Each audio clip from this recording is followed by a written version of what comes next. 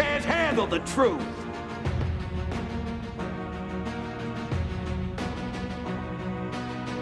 Welcome to the Truth Table. This is Paul Everton, Season 3, Episode 13.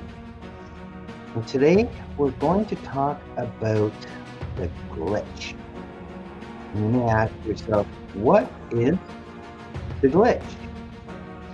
The gravest legal injustice throughout Canadian history. And we've waited a long time for my guest to return. He's been here in Season 1 and now he's back in Season 3 to tell us a story that needs to be told. Now, it's important that we come with a spirit of joy and a spirit of love and forgiveness and compassion. But the truth is important too. And the truth is coming out. Those of faith will seek and find the truth.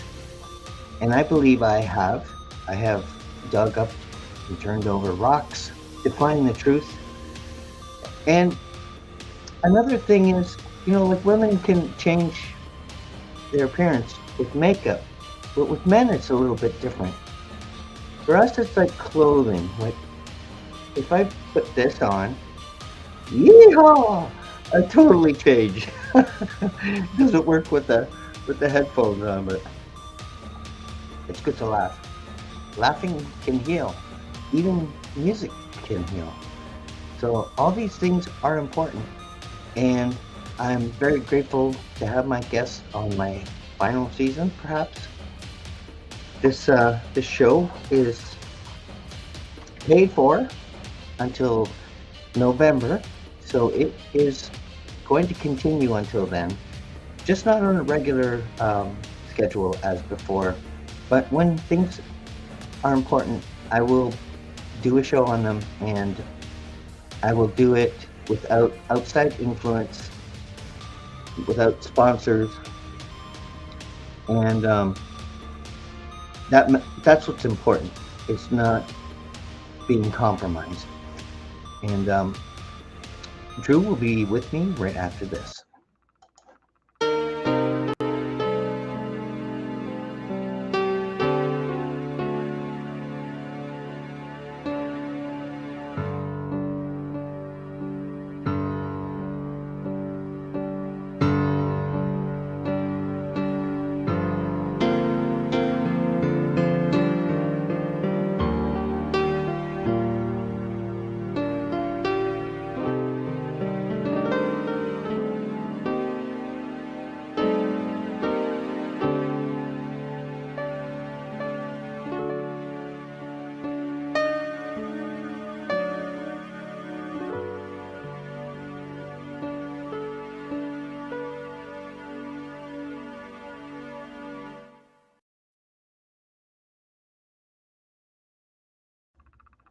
Welcome everyone to the Truth Table, Season 3, and I would like to introduce you to my guest,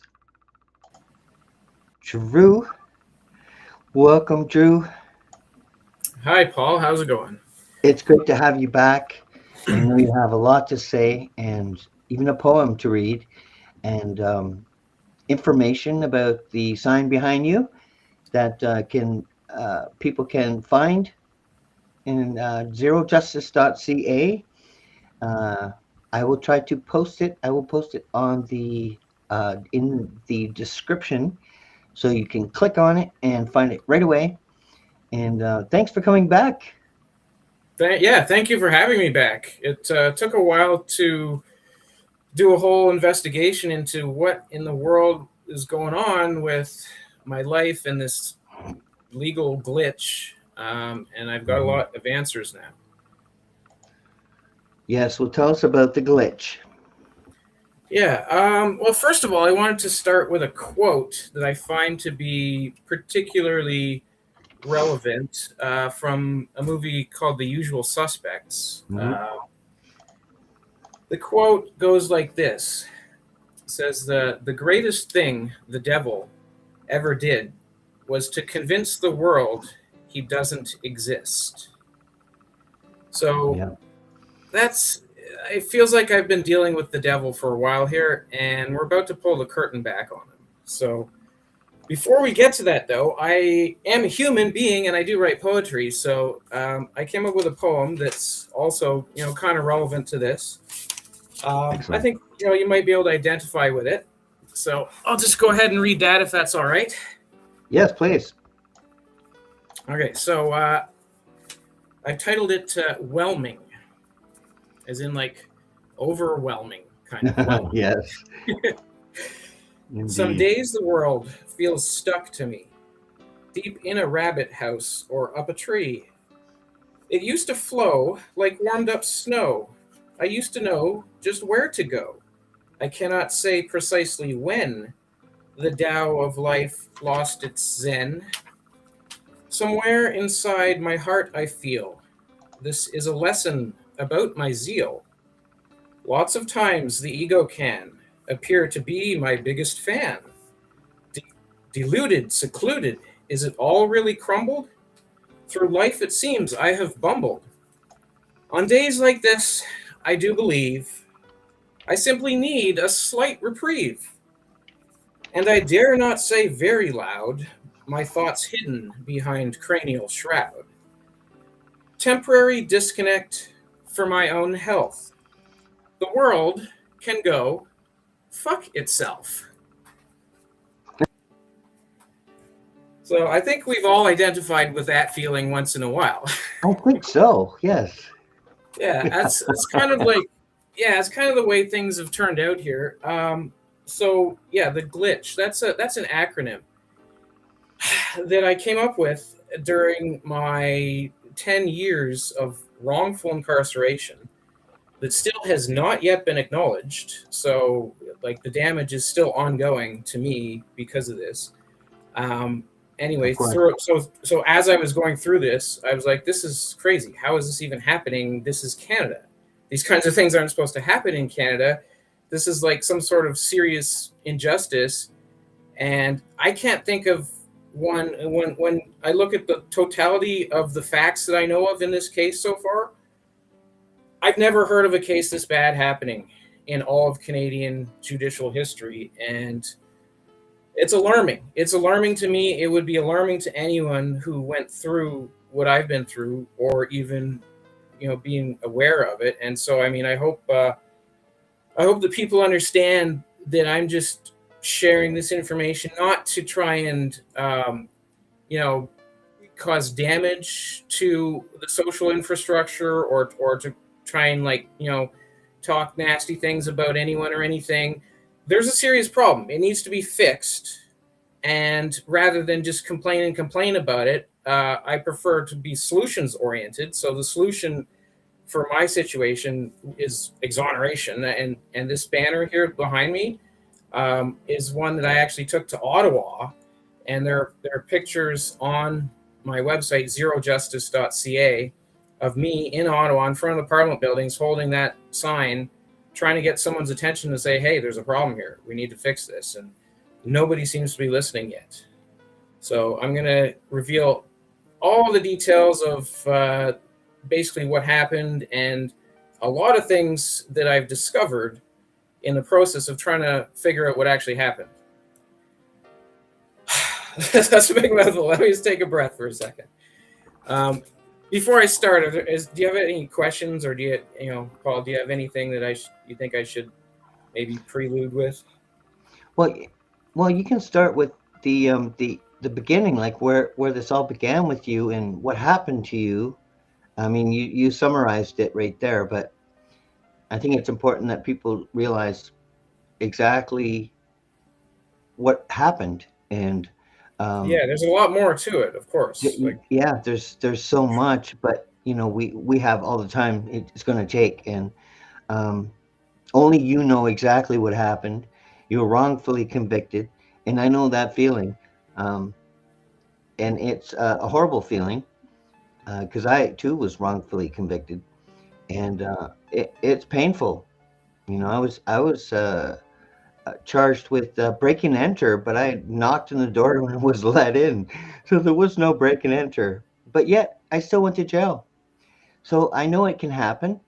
I know when the odds are against you, you can lose when you're innocent. And that's what happened. So luckily, I was able to experience this kind of injustice so I can, uh, you know, understand what it's like for you and anyone else, what it feels like to go through something like that. It feels like So it can't possibly be happening. yeah, Quite frankly, like exactly. for the longest time, I was like, how is this even possible? I'm in Canada.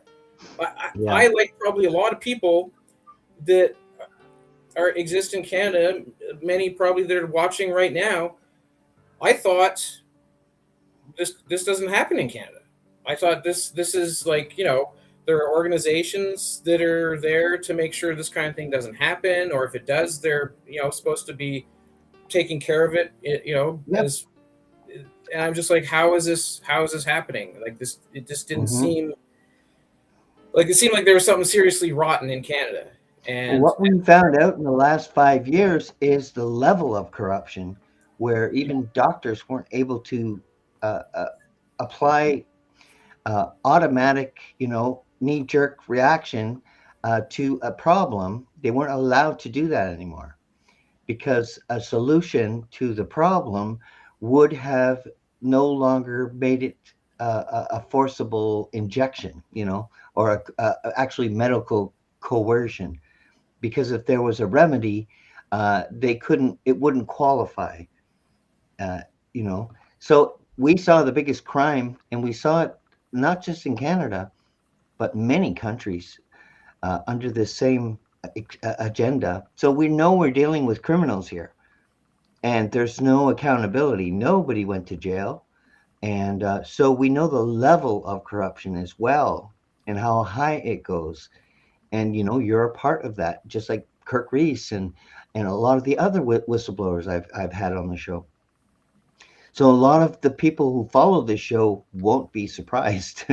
But it's important just to understand and establish, put the pieces together, and we realize we're dealing with something. They want us to be aggressive so they can crack down and slam down on us and throw us all in jail as dissents, di- dissidents. What do you call it? Dissenters, or and yeah, some sort of yeah. seditionist or whatever you call Yeah, it. Yeah, yeah, that's what Carney accused the truckers of sedition. Can you believe right. that? They're alone in their truck. Their argument was quite, sound. It wasn't illogical. Who are they going to hurt? They're alone in a truck. They don't Yeah, need it to was a get protest, and it, infected. it was handled terribly, and It was. it should have been Yeah. handled by making a phone call to the person who was organizing it or who had some Yep. influence over the situation, and just talk to him. Mhm. Like that's it. It seems normal. Like you just call them up, be like, "Hey, you're protesting. Okay, I just want to make sure everything's Yep. gonna stay peaceful, But right?" we also witnessed the media was involved. So we had corruption there, where they were overcycling the PCR test to get 97% false positives to create the fear. So everyone was complicit, the government, the police, the media, and they showed us how this is a form of fascism when you got corporations Yeah, and government like allowing poison in our foods, like glyphosate. It's not good for you, and to yeah, spray it in the forest, there's no sense in that. So we're living in a criminal uh, country. yeah. And then like Mahatma Gandhi said that actually, incidentally, Justin Trudeau parroted it at one point. Uh, if you stay silent when you sit there watching these corrupt things happening, you are complicit.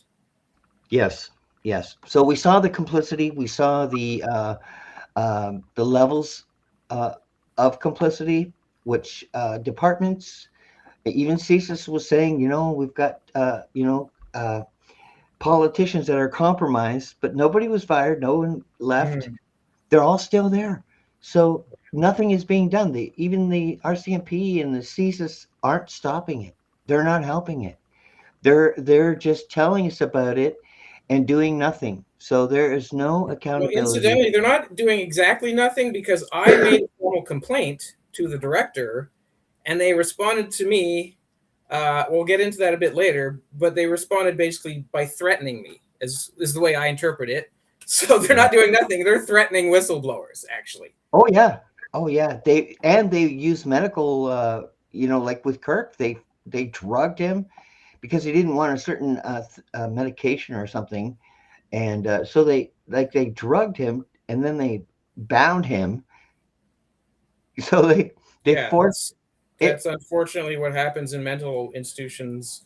Oh yeah. Some places, well, all across Canada, but in BC, it's the worst because they have a law in BC that states that a patient who is admitted involuntarily doesn't have any rights, No literally no right. rights. They can't consent or Yeah. to anything. And actually, Mhm. incidentally, the end of last week, the Supreme Court of BC released a decision stating that that is unconstitutional. So there is movement happening on some of these things, and this is Yes. encouraging. Yeah, I would like to see all these institutions replaced, the party system removed, where people can have referendums and get rid of someone right away. They don't have to wait, you know, and set boundaries. So they can't have a deficit. They can't give foreign aid and weapons. Thou shalt not kill. It's as simple as that. We don't want to invest in drones to kill Russians. Russians aren't our enemy. Ukrainians aren't our enemy. We're not at war with anyone. Our government is just killing people using our money, and that's not acceptable. So I would like to see a complete restructure of the system, the education, everything, and get rid of all these people because I would love to see justice. I would like to see them protected and find out who's pulling the strings above them because they need to Yeah, be protected. yeah, that is happening actually, and it's Yeah, unfortunate. yep. Because it is from outside, and there could be threats, it could be financial incentives, it could be video evidence. There's a lot of stuff, and I will get Yeah, into all of that because I've been through all of the various types of external influence, right. and I And can tell that's you why about. you're here, brother. That's right. That's right. Yes, you Because came like to I'm the right probably the place. only person who can speak out about this because like they Yep. tried to kill me and they didn't succeed. Hmm. So you know, Yep. I can talk about it, and what are you gonna do? Try and kill me again? Probably not.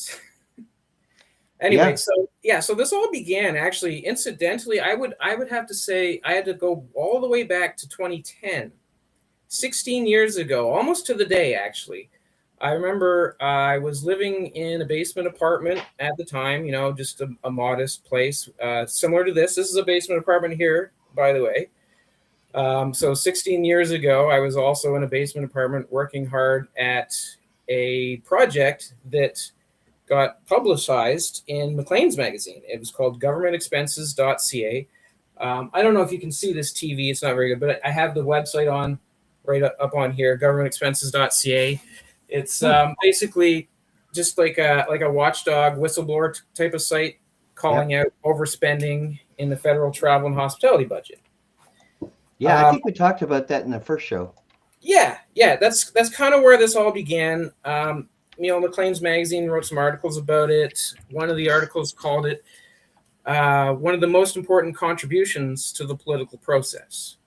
So I'm pretty proud of that. That's what I was aiming for. I was aiming to Hmm. make an important contribution and for it to be helpful, and apparently it was, according to a reasonably authoritative source, right? Yeah, right. Maclean's magazines, they're kind of like the Time magazine of Canada. Anyway, so I was pleased about that. I succeeded at. Oh, there it is. Yes, that's my original site. That's still with the old data because what happened subsequently was not very pleasant, and um,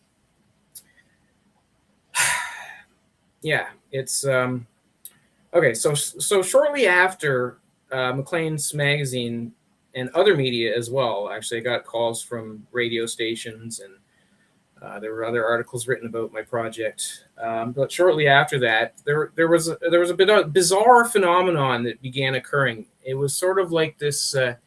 this kind of subtle harassment, and like people were like going through my personal belongings at times. Like I didn't have much money, because I put all my resources towards like public service projects like the government expenses one.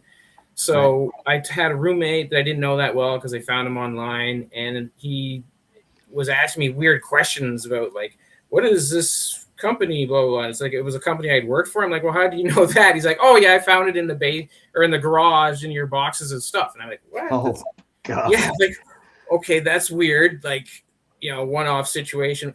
But then mail started going missing from multiple different places that I had lived. Like I was living in Newfoundland for a bit. Mail started disappearing. And I didn't know who was taking it because had to have been someone who lived in the house. So I thought, okay, well, that's weird. I'll just move. So I moved, and then I was living on my own for a while. Mail stopped disappearing. And then I moved to Halifax and moved in with a roommate there.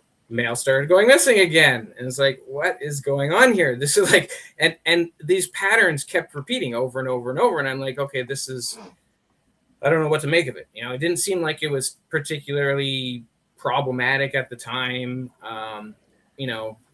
Mail going missing can be a problem, but it's like, I don't know, it seemed like it maybe just one or two people that were doing that. Mm-hmm. And then in 2009, I was walking home one night, and a guy drove up in a taxi cab, got out of the taxi cab. He was driving. There was no passengers that I know of, and walked up to me and just started cracking the back of my head with a weapon. And yes. I was very lucky to have survived it. Yep, and I remember that. Yeah, and I was like shocked, like how, like what's going on here? So I was bleeding from the back of my head after the guy took off, because like he didn't even knock me down, but he hit me pretty good, and I was bleeding profusely from the back of my head. A police cruiser came up, and I was like, okay, good. Thank goodness there's police. Okay. So I talked to the police. I told them what happened. I drove up in a taxi, cracked me across the back of the head. And as I'm talking to the police, and the ambulance rolls up, and I'm about to get into the ambulance, the taxi, or what looked like a similar taxi anyway, rolled up, and the cop was like, oh, is that the car there? And I'm like, yeah, that looks like it. Anyway, so I get into the ambulance, and I deal with, the paramedics, and they wanted to actually take me to the hospital because it was a pretty severe injury. They didn't know if I had a concussion, safety sake. They wanted to keep an eye on me. I, however, was like overzealous to talk to the police to like figure out, like to give them all the information I had about what just happened, because this is terrifying. Like you're walking home at night, someone just walks up and tries to kill you. Like that's not normal. Like that needs to be properly dealt with so that you can feel safe again. Anyway, so as soon as I got out of the ambulance, police arrest me and say, oh, there was no weapon. You fell and hit your head. You're going to jail. You must be drunk or something. And I surely was not drunk. Absolutely not. Yeah. I had a couple of alcoholic beverages. So, there you go. Okay, well, he had alcohol to drink, so therefore we'll just put him in the drunk tank and call it a day. So that was extremely disturbing to me. I didn't understand what happened there until later. It was quite a while later, actually, because I did a formal police complaint. In the process of the police complaint, of course, the police complaint commissioner threatened me, right? Said that if I make any other complaints, they're gonna, lock me up or something like this. And I just like, holy cow, that's complicit or what? Yeah, like that's way beyond, silent complicity there. Yes, and it shows a level of power behind it. Yeah, it's which is frightening. It is scary because these people are supposed to be protecting, but they're supposed to be protecting us. Yeah, they're supposed to be holding police accountable. That's right. Yeah, for things that they did wrong, that they shouldn't be doing wrong, and evidently that's not how that works.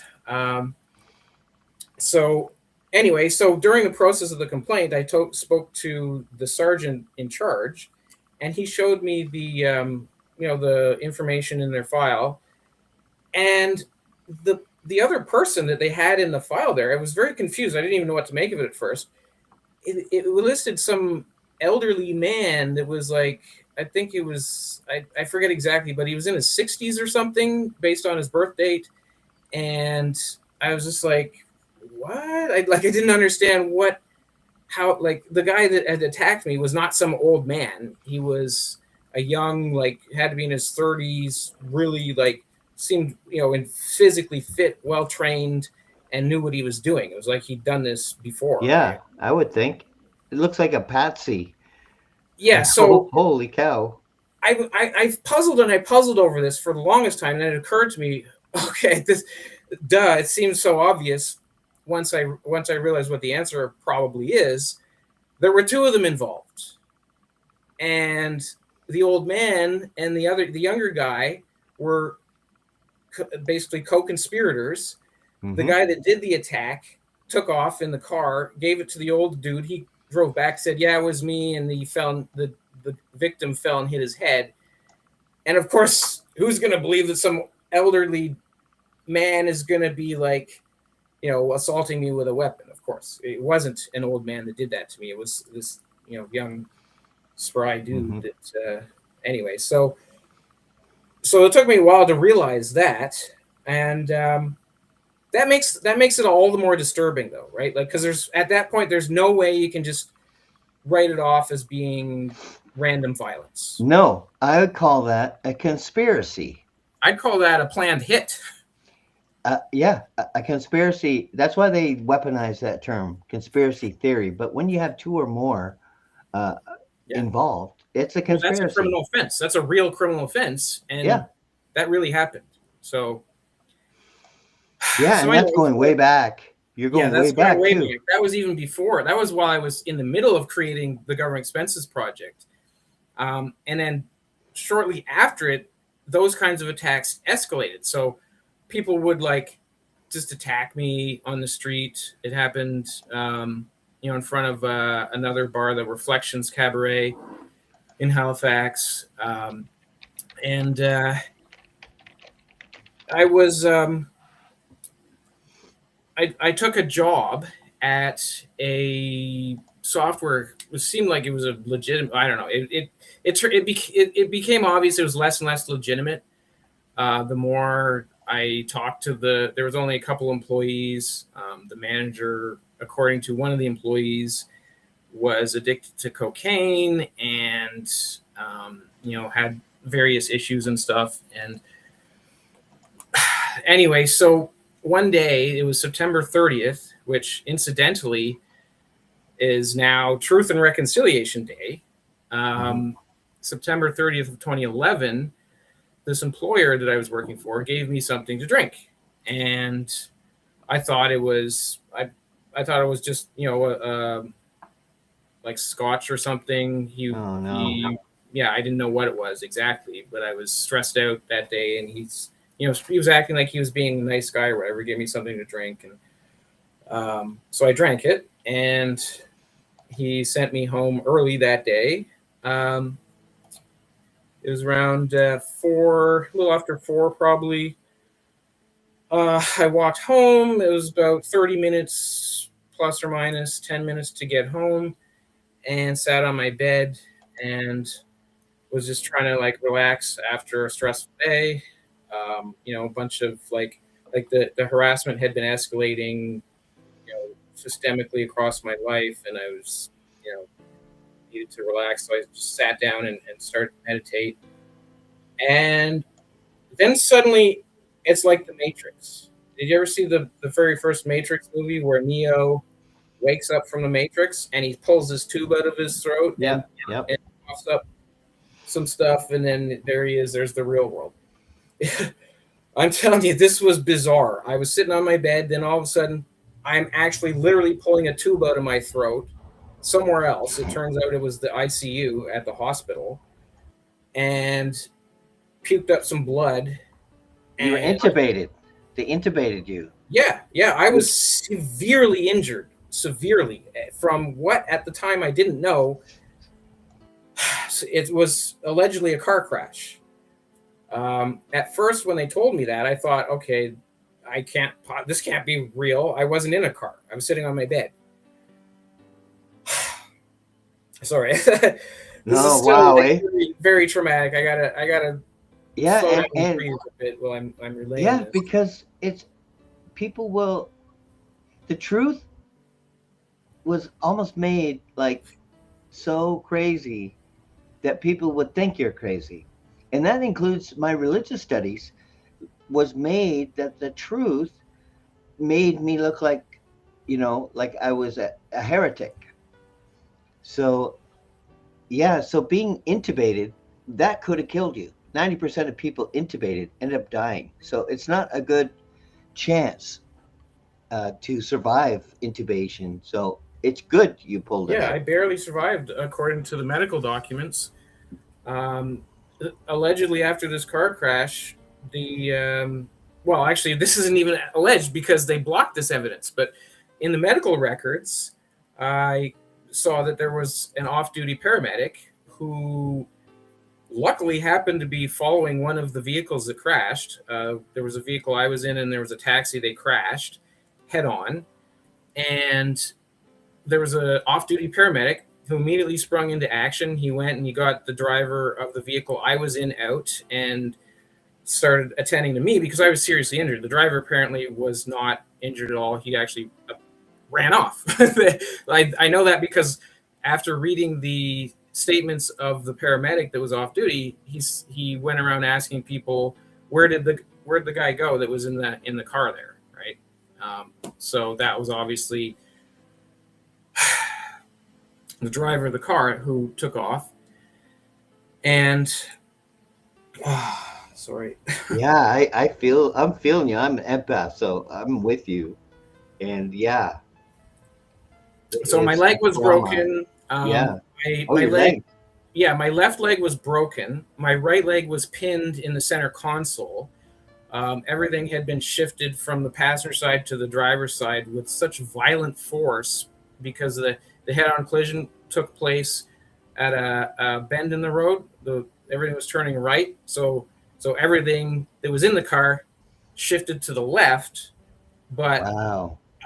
my leg was still pinned in the center console because I was in the passenger seat originally, and as the car crushed, it prevented me from moving all the way over. And as my left leg broke and my right leg got pinned, and my Wow. pelvis got crushed.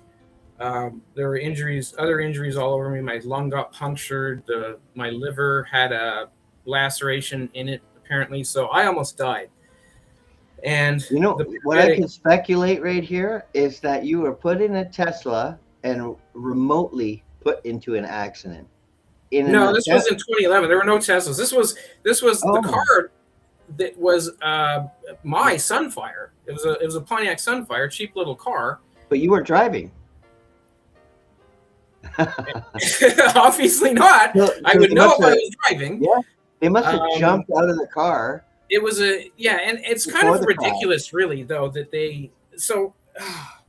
Yeah, it's like There's if so it much was there's so remote, much information to try and and I'm not an investigator, I'm not a lawyer, I'm not, but you were made unconscious, yeah, so I was you given a wouldn't. beverage, went unconscious, woke up in the hospital. And so after reading Wow. all the records and piecing it together, what I can see happened was very disturbing. Yeah, absolutely. And it shows me that you were deemed a threat in order to Yeah, go to that amount of yeah, trouble. obviously. Yeah, yeah. So I'm grateful that you're still with us because I know what we're dealing But with. a threat to And what is the question, right? yeah, And I think yeah, I now have an answer to that question. yeah, I think I do too. We'll get to that in a minute, though. Yeah, Yeah. So anyway, the so biggest so trick. basically, the paramedic that saved my life, I didn't yet, never even got to thank him because the police didn't go and get his statement.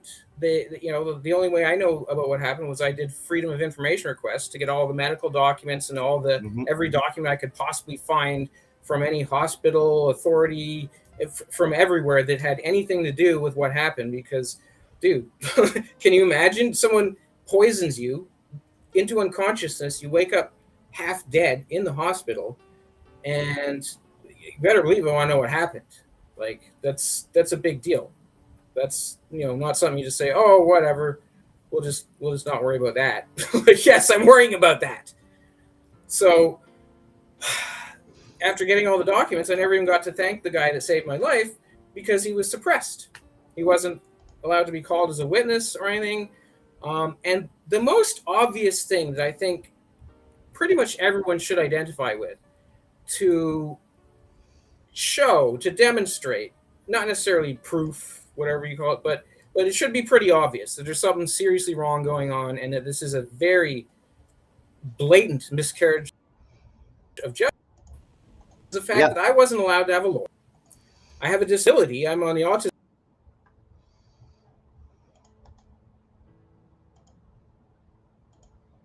Okay, I'm not sure if I lost you. Oh, you're frozen. Okay, we're going to. Oh, there you're connection back. lost. You have unfrozen. Connection lost. How far back did it lose me? Just a little bit, but they must be worried about. Well, we can read into it. Who knows? Maybe there's something. I don't know. Not being paranoid here. I just know the tools that they have. That's complicated. Anyway, so did you hear the part where I said that to demonstrate how obvious a blatant miscarriage of justice this is? Yep. Yeah, so I wasn't allowed to have a lawyer, despite the fact that I have a disability. I'm on the autism spectrum. There are multiple doctors and professionals' opinions that state that it is imperative that I have counsel to represent and support me to have a fair trial. So they wouldn't allow that. I did a Robotham application, is what it's called. They denied that. Fine, sure. They're allowed to deny a Robotham application. So in every single instance where the accused either doesn't have the ability to get a lawyer, if his Robotham's denied, or maybe in some cases he refuses a lawyer. He says, I don't want a lawyer. I refuse to talk to this lawyer. I'm not having him. I don't want anything to do with him. The judge is required to appoint a special counsel called amicus curiae. Now, an amicus curiae is basically Latin meaning friend of the court. That's a lawyer who sits in the courtroom to make sure the trial is fair in the situation where the accused doesn't have a lawyer to make sure that his interests are fairly represented. So they always have to have an amicus curiae. So I thought, okay, I just made a motion. Let's appoint an amicus curiae. Fine. Nope. Judge denied that. So at no point during this entire bogus kangaroo court trial was there any independent counsel in the room that was either representing me and my interests or representing the interests of fairness of the court. At no point was any lawyer allowed in there other than the Crown prosecutor. Now just sit on that for a second and think about that one. Oh, I lost audio. I can't hear you. That was my fault. I muted myself, but the problem is the politicians appoint judges. So they're secure in their criminality. Well, it's not going to be forever. I assure you that. But yeah, just think for a second. Okay, there's a trial with a person who has a disability, who, incidentally, because of my disability, I was found unfit to stand trial at a certain point. Now, that alone is extremely significant and demonstrates that it was absolutely imperative for me to have a lawyer, or at the very least for there to be an independent lawyer in the courtroom to monitor the proceedings, making sure that it was fair, because I wouldn't necessarily know what unfairness was happening or how or why, right? Yep. So just think about that for a second. A trial in Canada where the maximum possible sentence is a life sentence, right? That was the maximum possible sentence of an accused who has a disability, was found unfit to stand trial, doesn't have a lawyer, and there's no lawyer allowed to be in the courtroom.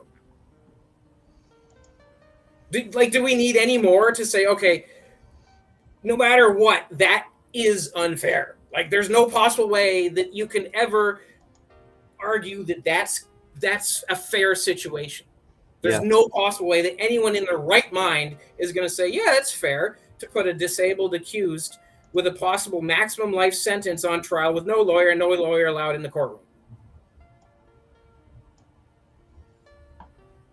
But guess what?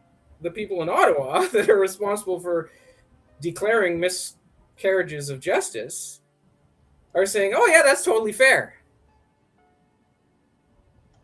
Mm-hmm. Like, you know, but they're not doing it on the record. They're doing it by, like, denying my application for relief. Right. And then threatening me, of course. I was threatened. I was, you know, apparently all the staff there were told to ignore all the messages I send, you know, because I was too persistent, you know. I was too persistent and too, How like, dare you? Yeah, too aggressive, you know, or whatever. But it clearly wasn't threatening, or else they would have charged me. Like, they try to find anything they can to charge me with uttering threats or something like that. But obviously, like, it wasn't threatening at all. There was no intention for it to be threatening, that's for sure. I was severely deprived of my rights, and lawfare. They use lawfare. And not only against you.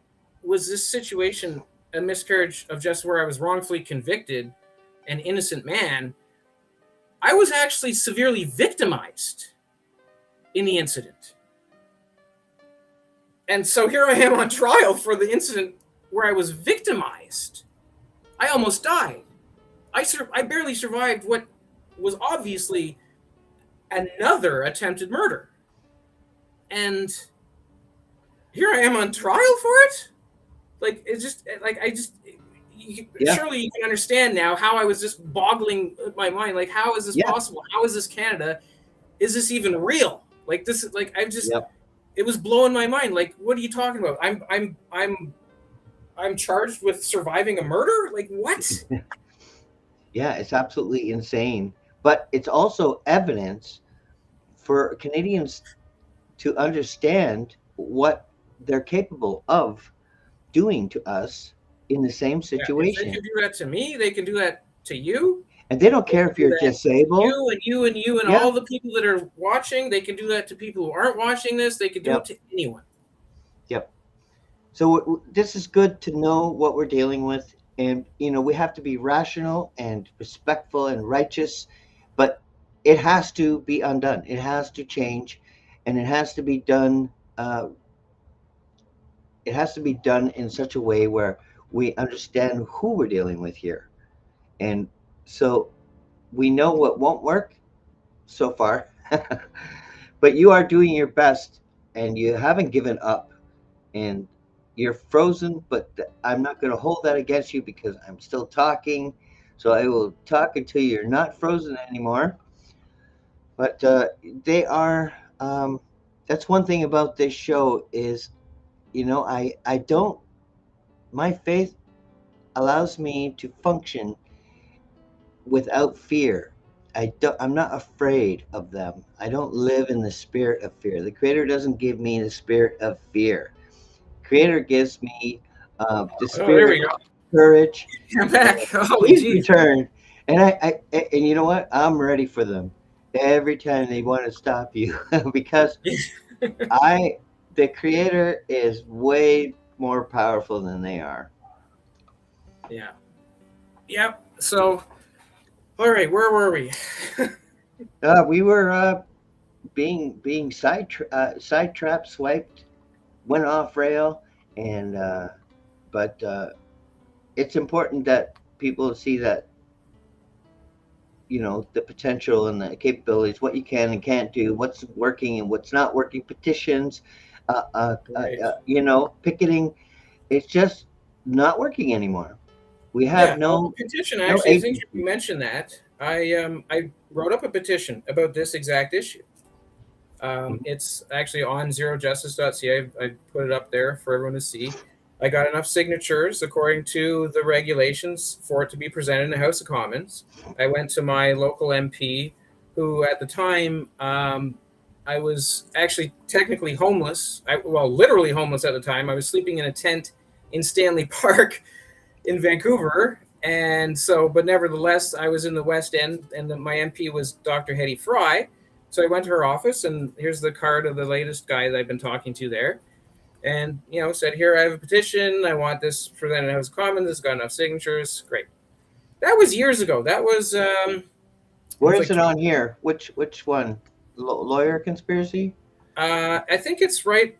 If you have to scroll way down in the page there. Oh, on the first page? Okay, let's see here. Yeah, so there, yeah, so if you scroll way down. Oh, I went too far. Oh, yeah, and I ran for election as well. Yeah, so here it is, federal election. Canada's, of course, Dr. Hetty Fry refused to present my position in the House of Commons. So it describes it there. Okay, let's see. And then there's me at a video of me at Dr. Hetty Fry's office. They're just ignoring me as I'm pressing the button, the doorbell. Yeah, I think we showed that last show. Yeah. I can't believe I can anyway, so that. my petition is for accountability. Oh, and there's a video of me living in the forest. And I even, as part of it, I even came up with a, rudimentary concept for an accountability agency called GAIN Canada. It stands for Government Accountability and Integrity Network of Canada. So that we can have an independent agency that will investigate corruption like this, and have some teeth to do something about it. With public oversight. Yeah, a lot of things I hear about is that people have certain agency to investigate stuff, but they don't have any ability to enforce anything. Yeah, and it has to be transparent to protect it. Transparent and there needs to be an accountability agency of the highest level of integrity. Yes. I believe that too. And that is one way to do this. What we have to do. Violence won't work. Violence will cause more problems. The problem is the violence. Yeah, because that's what they want. In fact, the corrupt people use violence. That's what they want. They want violence so they can, retaliate with violence. So that's not, that's not an option that would work. Yeah, exactly. But I've chosen a different route. I've chosen a different route. Yes. I have no interest in any kind of violence whatsoever. I have chosen to continue my efforts to do some public good, and that's why there's another banner behind me here. This is an app I wrote that I'm trying to do some public good. It's called Companionation. This I'm hoping is going to boost my public image and get more people aware of me and the things that I do, and eventually, as enough people have eyeballs on what's happened here and what the situation is, eventually they're going to have to do something. They're going to have to fix the problem. Mm-hmm. They're going to have to admit what actually happened on September 30th. And they're going to have to do my own personal truth and reconciliation for that. So I'm trying to, do it the right way. You are doing it the right way. Yeah. So anyway, so this app, I hope you don't mind me plugging it a little bit, because this could change a lot of things. The app itself is very meritorious. It has, it's an open source app, so you can look at the source code on GitHub. It's a free app necessarily because it's open source. I tacked on an optional AI component just so I can make like a couple dollars from people that, feel like they want to support me and my project.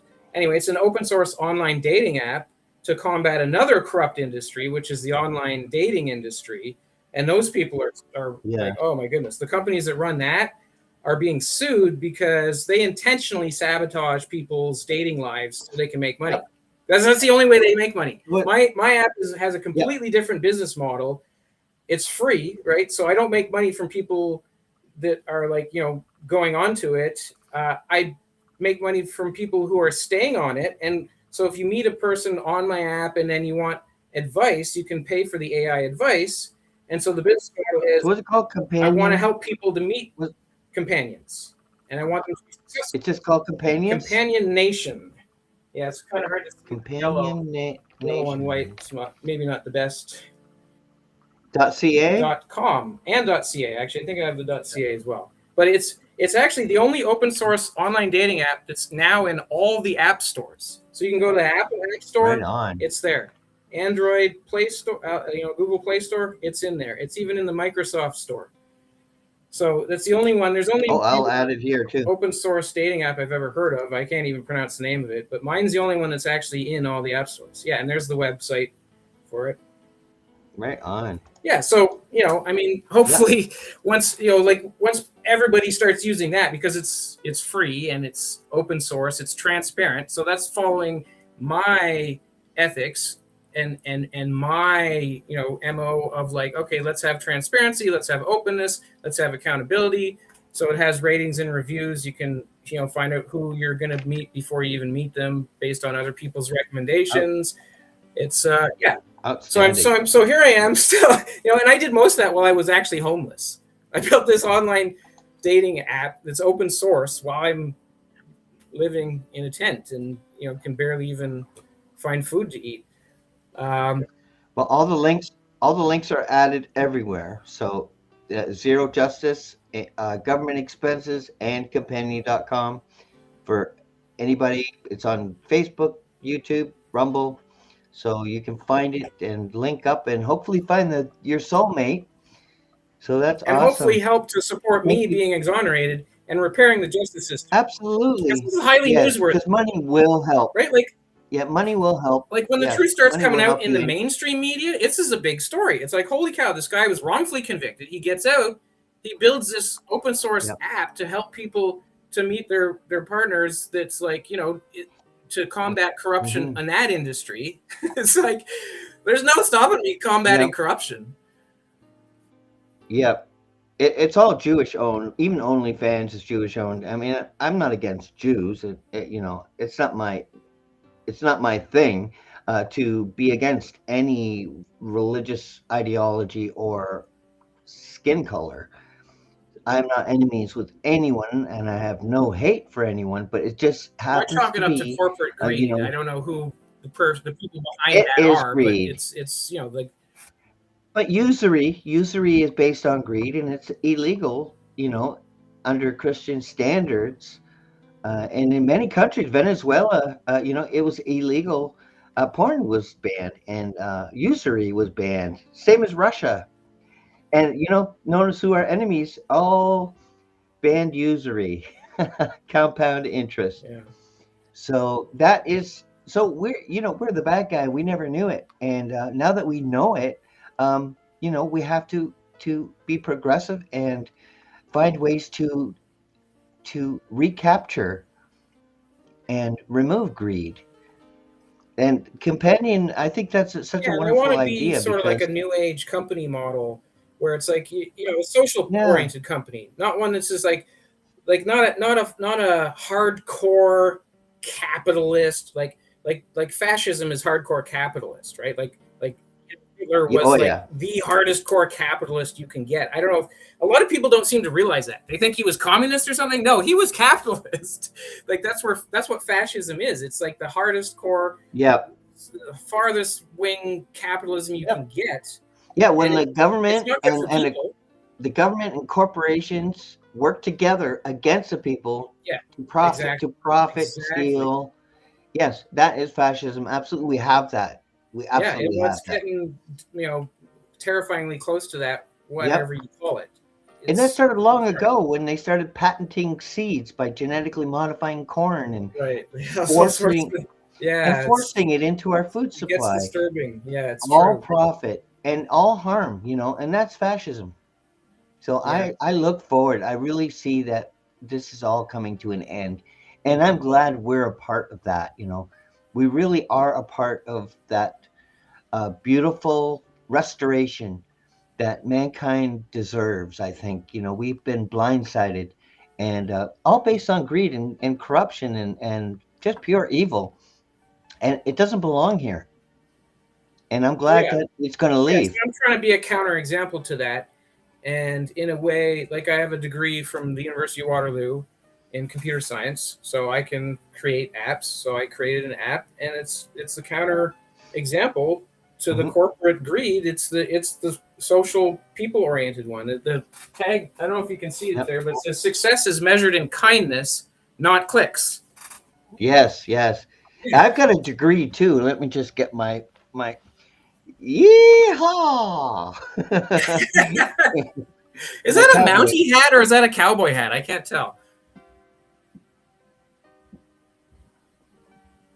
Let me just Is that like a dress part of the RCMP dress uniform? Or is yeah, it just it is.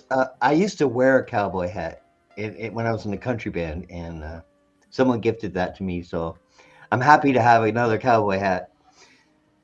It changes the way I talk, though. I start talking like this. yeah, I like a nice fedora. I have, I wear different hats. Yes, So I there. do like So fedoras. that's all right. It Absolutely. goes with the colors of my logo too. I think. Yeah, absolutely. Actually, that's a And I have perfect a color. companionation hat. I'll put on my companionation hat to work on Right my on. app. And Very, then, very I also cool. have. There's another Oh, organization. yeah, yeah, I came up with this concept. Can you see that? yeah. Very cool. Diversiphoria. Okay, so that's my answer to the problem of discrimination generally. And discrimination I refer to as diversiphobia, because it's Yeah. basically a fear of diversity, is what Hmm. drives people to be racist or to be Yep. like anti-indigenous or to be anti Yeah. anything, and even to be Yep. anti-white. Like anti-white is becoming a thing apparently. Like you It see, is. It is. there's a lot And of yeah, talk there of that is in a the United States. well in the Quran, their Messiah doesn't return until all the Christians are gone. The white Christians. I mean, it's right in the Quran. I mean, that's the only way I their was actually Messiah. discriminated against for being white when I was looking for an Oh, apartment. yep, I was yep. because it was, I don't know, it was someone Well, from Asia. I don't know. It might have been. I don't know exactly. I don't want to no, but it's categorize not anything. But he was like, surprising. "Oh, do you use masala or something, or I don't know, some spice?" And I'm like, "No." And he could tell by my accent that I was like, Hmm. just a white guy. And he's like, But "Oh no, we're I'd rather have someone that's whatever nationality." And I'm like, yep. "Really?" So I hung up the phone and I said to the person, "I think I was just discriminated against because I'm white." Yeah. Well, the It government literally gives was. the government gives financial incentives for employees. They'll even pay part, if not most, of the income. So it's very a good incentive for employers to hire minorities, LGBT, trans, or immigrants. So the government itself is being racist. They have Islamophobic laws, anti-Semitism law, but there's no, anti-Christian laws. There's nothing to protect the actual people from here or the natives here. The Yeah, native phobias and the white yeah, phobias. There's no protection for actual Canadians. It's yeah. Like all that's a for the big deal, people they're actually. Like, and flooding.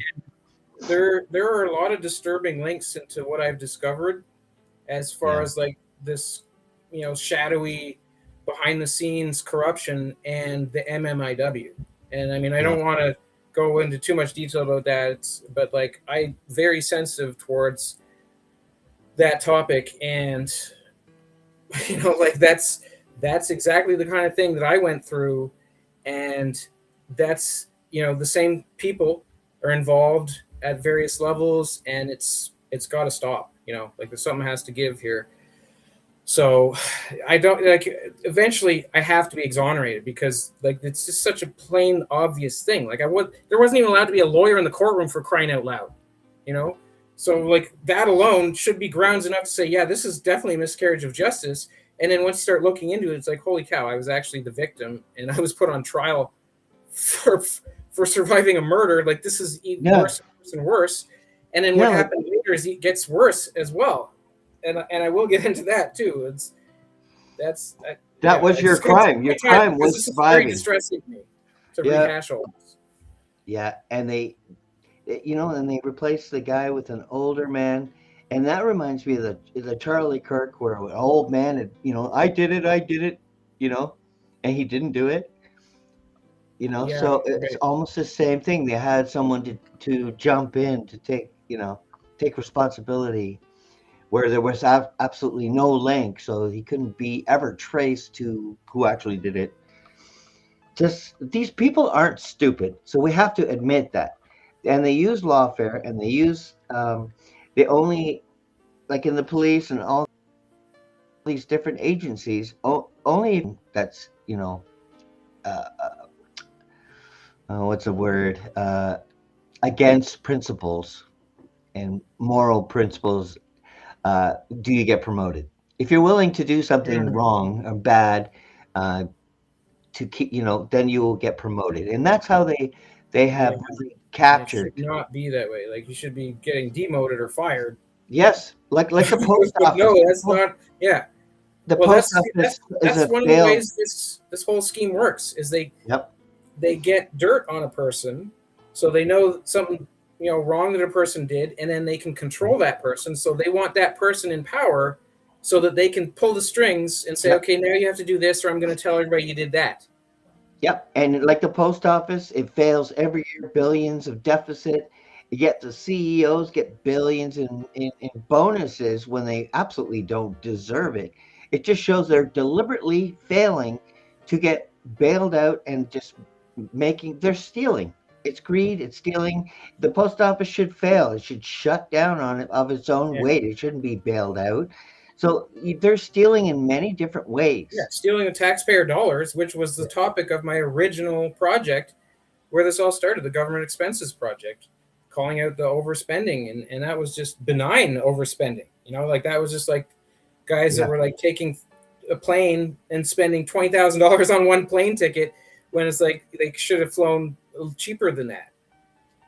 Yeah, Carney did that. One trip, it was more than what a family makes in a year. Yeah, yeah, that's right. On Yeah, it was catering. What did he disturbing. eat on an airplane? You know, Yeah, it's just, it's unbelievable how they just are so us smug. mere mortals only get a little pack of Yeah, peanuts. they're so smug. Like Carney Maybe is half a just, little cup of cola if we're lucky. and they're smug because they bow to the devil, and the devil rewards them for serving them. That's why they have power and confidence because they're protected.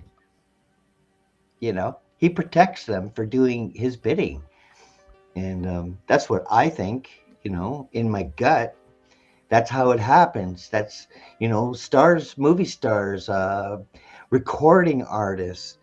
They all they all have to. If they bow to him, they become rich and famous. They get their dreams. Yeah. And I myself turned him down when I was offered everything at 19 years old, and I ran away. I said no, because I trust my gut, and you trust your gut. That's why you're here. Yeah. You're standing on a hill of truth, and as lonely as that feels sometimes, it is still a, a better place to be, even if it means poverty, pain, and suffering. It still has value beyond any of their power and any of their riches. You know, that's what I feel. I feel rich because of the truth. You know, Yeah. and I'm glad Well, I got to meet the you. truth And is will set me free. That I know. That's for yeah, sure. I mean, yeah, I'm free technically now, although there's still this huge elephant in the room that yeah, is unacknowledged, and so all the stuff that happened, like this fake trial, denying me a lawyer, wrongfully convicting me, locking me up for 10 years, taking away what should have been the best years of my life, and what should have mhm, been devoted to more of these government accountability projects that I've been doing. That's only the tip of the iceberg, because what happened um, after I got arrested from the hospital, they just took me straight from the hospital into solitary confinement, still with my leg that hadn't healed properly, and the left femur actually developed what's called a non-union, which basically means the two pieces of bone didn't connect together. And so they were just in there, and there was a metal rod inside it. You drill out the bone, you put a metal rod in there, and then hopefully the bone heals over top, and then it connects again. It didn't connect properly for whatever, probably because I was just laying in a cement box, not able to do anything. They wouldn't let me have physiotherapy. You're in jail. Like, what are you going to do, right? So my leg didn't heal. I had a broken leg, essentially, because the two pieces of bone weren't connected. And then every time I tried to put weight on it, it would pinch something inside there that was excruciating. So they left me like that for 6 years. 6 years. I had a broken leg while I was locked up for something I didn't do after I barely survived a murder. And you have a legitimate reason to be angry and to seek revenge, but you didn't do that. Well, revenge is not useful. It's not useful to anyone. No. Like, revenge would just hurt me. I don't want revenge. Yeah. I want accountability. I want admission of the truth. I want acknowledgement that this was wrong. I want some sort of guarantee it's not going to ever happen again to me. Or anyone else. But also, everyone else. Everyone Yes. else. I want to make sure that an agency is created that is actually going to police these people that have all the power, and make sure that they're held accountable, make sure that they're not doing things like what they did to me, like what they did to all the indigenous women, like what they did to all kinds of people, many of which will never hear their story. So I feel a certain burden of responsibility because I am able to tell what happened, and I feel like I need to tell what happened and insist that it be fixed, insist that specific people be held accountable. Yeah. And that will make a big difference, that alone. Like, suddenly a judge goes to jail, it's like, whoa, judges aren't above the law, right? So, something's got to give, because this is not okay. Like, this is not okay to do this to anyone. And so they left me with a broken leg for 6 years. Why did they do that? Why? Well, it might have had something to do with the fact that they were sending a hitman to kill me while I was inside. They have done that. And there was an attempt on my life in 2017. I don't remember how much of the detail I went through last episode, but basically it was at Spring Hill Institution, and there was a hitman sent. I had a broken leg, hobbling around in a cage with him and basically 300 of his buddies, and he tried to kill me, caused serious damage to my face, because from out of nowhere he cracked me with a big huge mug, like they use big mugs for coffee and water there, and so he put water in it in the freezer, froze a big huge, it was like a sledgehammer basically, and he had it in a sock or something, and he wound it up and swung it and cracked my side of my face so hard that it immediately shattered bones in there, severed an artery, severed nerves. I still don't have feeling in part of my face because of that. And I had a broken leg at the time. So that's part of why I'm not afraid of anybody trying to kill me now, because I don't have a broken leg anymore. Right? Yeah. But you can't kill me when I'm locked in a cage with a broken leg. Good luck. I think good luck now that I'm not in a cage and I don't have a broken leg. I see all bad things that happen to us as a preparation to make you who you are now, to prepare you for this moment in what we're facing right now, and made you very strong and very tough skin. And same with myself. I really believe that even the worst things that happen are really intended to happen to prepare us to think about our fellow man, to think outside of our own selves and see that this can happen to anyone. Yeah. And that matters to us. It has happened to people, and probably most of them didn't survive and aren't able to say what happened now. So Yeah. that's probably why they thought, oh, there's no big deal. We'll get away with this. He's going to be dead, right? That's like, it makes sense. Mhm. How is a guy who's got a broken leg and he's locked in a cage? It's, like, how is he going to survive that? Honestly, I think the creator is protecting you because you have a purpose. During your life, you have a special purpose, and the creator won't let them take you away. You have a mission, and at least you're focused and found your mission, which is, Yeah. I think I have too. And there's nothing more rewarding and inside to know that you're on the right path, and thinking about everyone, not just ourselves. I'm not here for myself. I'm here for everyone. Yeah. The human race. There should be, like, each individual should have that as part of their model of their self, because, like, you can't, harm your neighbor Mm-hmm. and expect that you're going to somehow profit from that indefinitely. Yes. Like, that's a dead end street. It may seem like you're profiting in the very short term, but in the longer term, everybody's losing. And once we recapture, when the mankind recaptures, this whole system, we can instill these values in the education system, where children are taught to think about their fellow man and how we're all connected. And a whole new vision can be initiated to make beautiful human beings graduating out of school,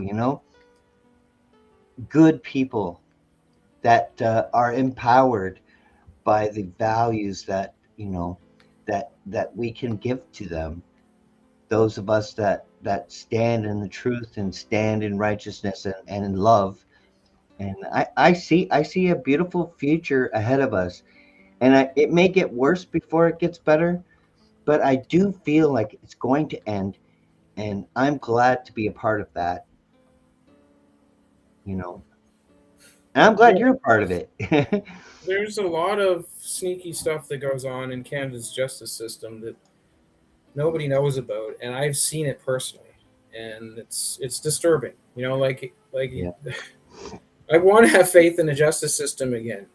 I really do, because without that, what do we have? It's just anarchy, and that's eventually gonna,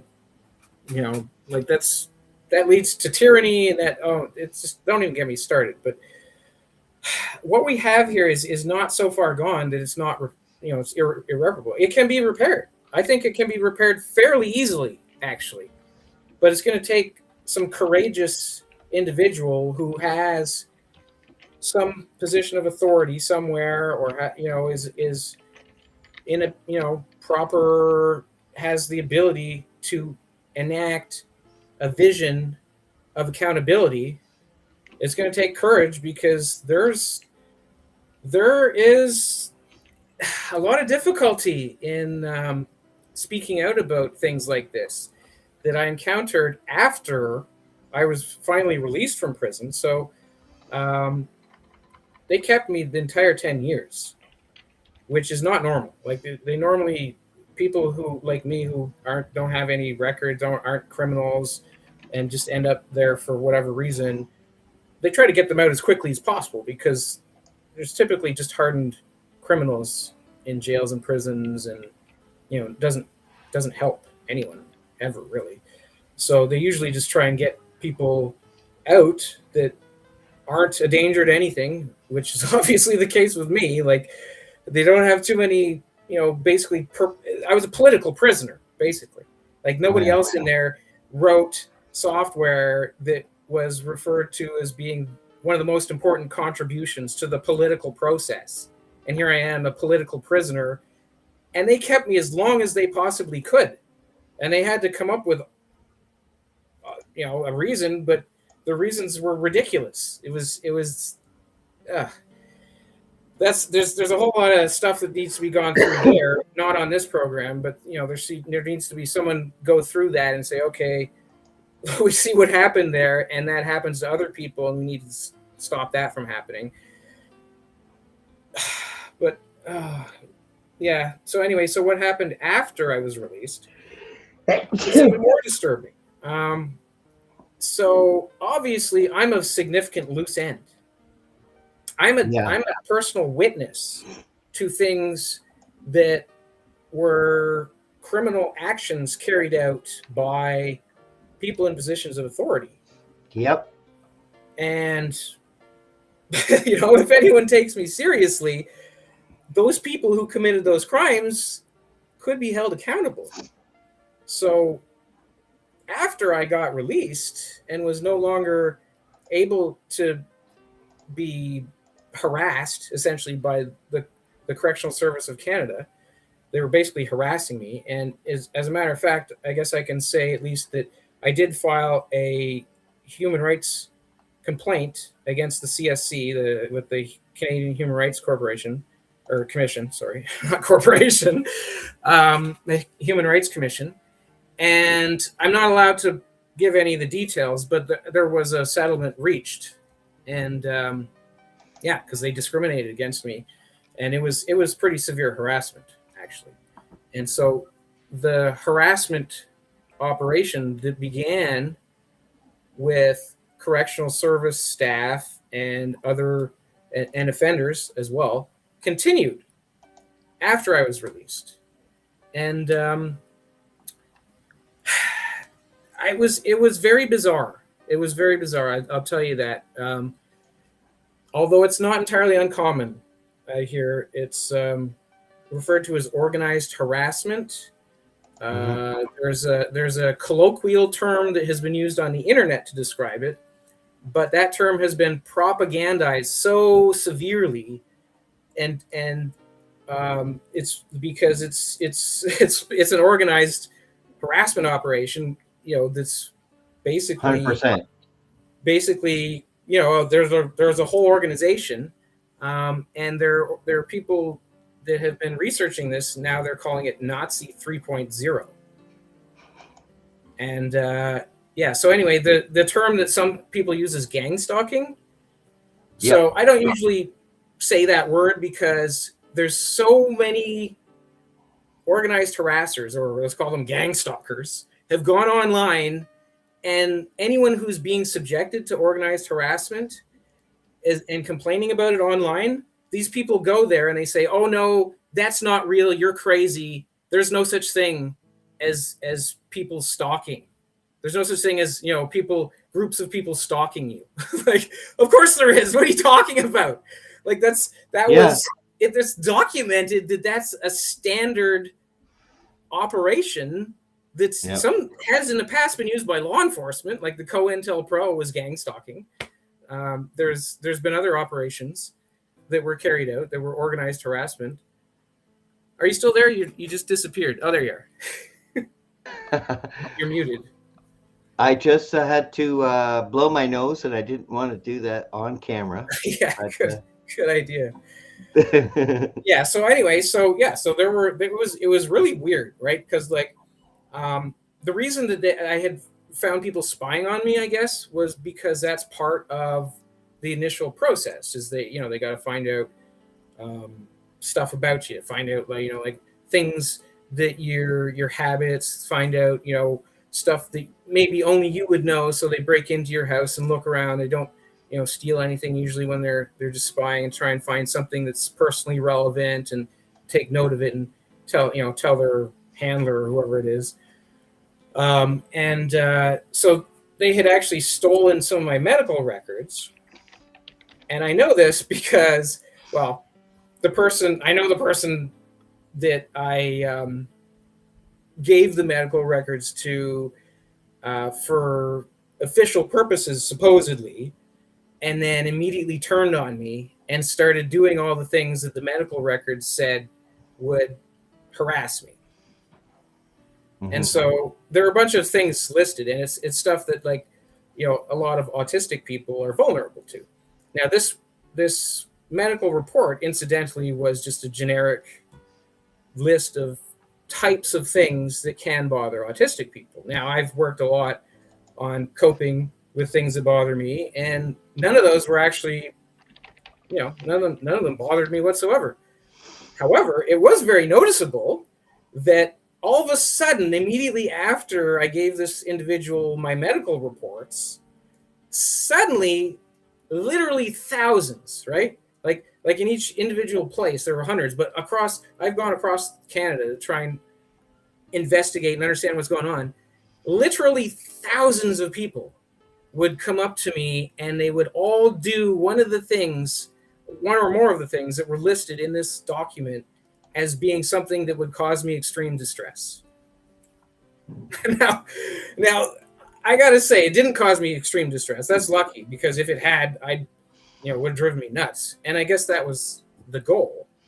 And it probably works in a lot of cases. In fact, throughout my investigation, I've been observing other people that have been targeted in a similar way. Indigenous people, specifically, can be targeted in this way. And unfortunately, it's effective, which is why it's documented by the United Nations. And on my Zero Justice website, I have a list that I found on the United Nations Office of the High Commissioner for Human Rights. It's a list of harassment techniques, all of which I have been subjected to, I'll tell you. And is, I guess it's a standard, what do they call it, a PSYOP? Now, you were talking about Nigel Marshman specifically. He's the one that runs the CCRG. Who is complicit, right, in facilitating the... Well, he's the one that apparently told the staff to not respond to me, and is just, ignoring my plea for justice. And he's like, this is the final barrier that has to be overcome for me to get justice. And he's just, it became obvious. Like, I've been trying to get this application through for years. And I actually, before David Milgaard died, I talked to him. I talked to him on the phone a few times, and he was starting an organization in Parliament to get cases like mine put, ahead faster so that I can finally get justice. And he was advocating for me. Unfortunately, he's no longer with us, and it's just amazing, though. All you did was show government expenses. That you didn't threaten anybody's job. You just showed the numbers. Well, I did. I mean, to be fair, some of these people were put in the spotlight in an unfavorable way, and that's but still, like that should be applauded in a democratic society. It was like an act of transparency that we deserve. We deserve that. Yes, that's our money. It's taxpayer money, and taxpayers want to know where it's going. And I showed them where it was going. And I don't think that the whole picture is the fact that I did that. I think that's one of the primary excuses for targeting me. And I think that the primary reason for targeting me is because I'm on the autism spectrum. Because I've been doing a lot of research, and there are multiple people that are calling this group that controls government. They're calling it Nazi 3.0. Well, what did the Nazis do? They had a special program called the T4 program that was designed to exterminate people who were on the autism spectrum. Mm-hmm. That was the primary goal of the T4 Nazi program. So anyone who has any of that ideology is basically trying to kill me and all my people. But it just goes to show just how bad it is that they're willing to do what they did to you just for revealing. Just like, it's not an attack, it's just showing it. It's like, it's very specific. It shows each department, each expenditure, who's getting paid. The health office, that was a pretty outstanding number, actually. What they were getting, the health officers who fired doctors for daring to want to use ivermectin. Like, they lost their license for that. They had to, they were forced to use protocols that intubated and killed people who could have been walking out of the hospital without any issues. Like, it was murder. And we have to really sit back and accept the fact that this can happen here. This did happen here. And these people are still in power without consequences. So, a direction and leadership is important, but we'll have to Okay, all be leaders. there we go. Individually, we have to all Cut out there for a second. we all have to lead in our own place. We all have a mission. You all have a purpose. Even if you think you don't, you really do. And you don't have to have weapons or think of war, but you do have a place in this change that's coming, and the spiritual war, because this is not a normal thing. It's not normal to poison your food. These aren't normal things. It's not normal to do what happened to Drew, just for exposing and showing the numbers. The numbers show us theft. They're stealing, and they're willing to fire good doctors who want to take care and who cared about their patients. And we lost a lot of doctors for that, and it was a crime of the century that we witnessed. And you were neck deep already before 2020. You already witnessed. Yeah, actually, in 2017, there were the disturbing attack that took place at Spring Hill. There's a lot of information I know about that now that is rather alarming, and I think that I have to reveal some of it. So basically, at the time, I had received information from credible sources like staff members and things that there was a hit on me. And so I was investigating, what that was about, who was involved in that, what's happening there. There were a specific few staff members that I had suspected of being involved in facilitating that, because there were some irregularities in the placement files. Like the file said that I had to be placed in a certain place no matter what, and it seemed odd that would be the case. Yeah. Anyway, so later it was obvious that was because that's where the guy was who was going to do this murder against me. And so there were certain staff members that I had identified as primary suspects in this. And the one who was the most primary suspect was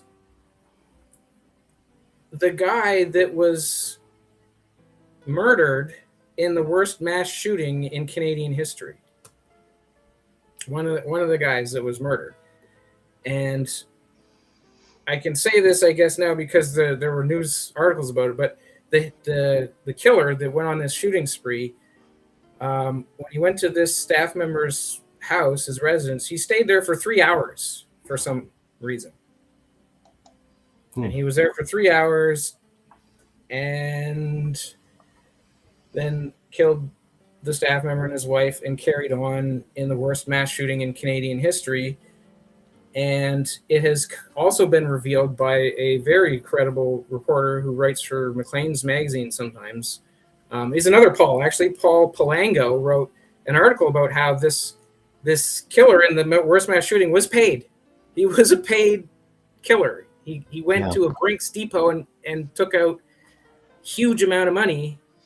And it looked very unusual that would happen, and so you'd think the fact that I'd identified this guy as a suspect and had documented it.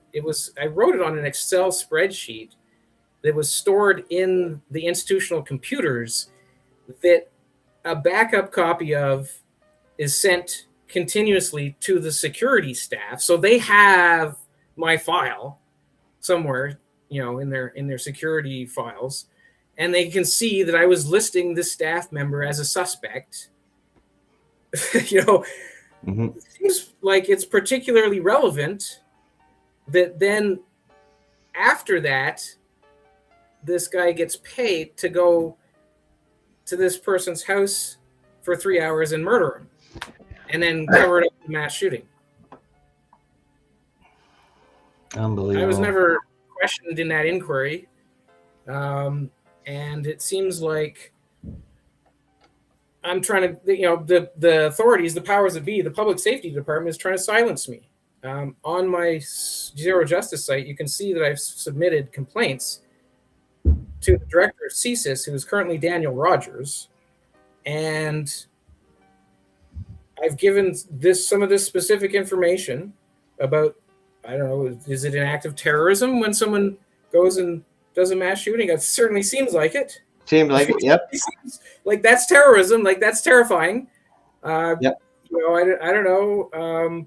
And then there's a lot more that I haven't said that I can't say because, like, I am not able to investigate the crimes that were committed against me because that would taint the investigation. So someone has to do that. Someone who's not me has to do that. Yeah, and it must be hidden. Like I can't do the investigation. Like I can't go and question the off-duty paramedic that is crucial witness that saw the person that actually committed the crime, that was driving the car that crashed. I can't I can't do that. Even though now I physically could go and try and investigate, I can't do it because that would be inappropriate. Yeah, it would be inappropriate for me to investigate a crime that was committed against me because it's going to be biased.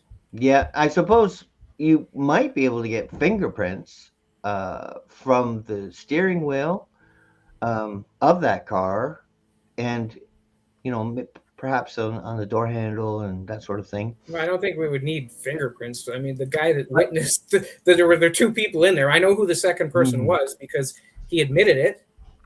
But they could have also just put a weight on the gas pedal and just let it drive itself. You know what I mean? No, I don't think so. It was a very complicated.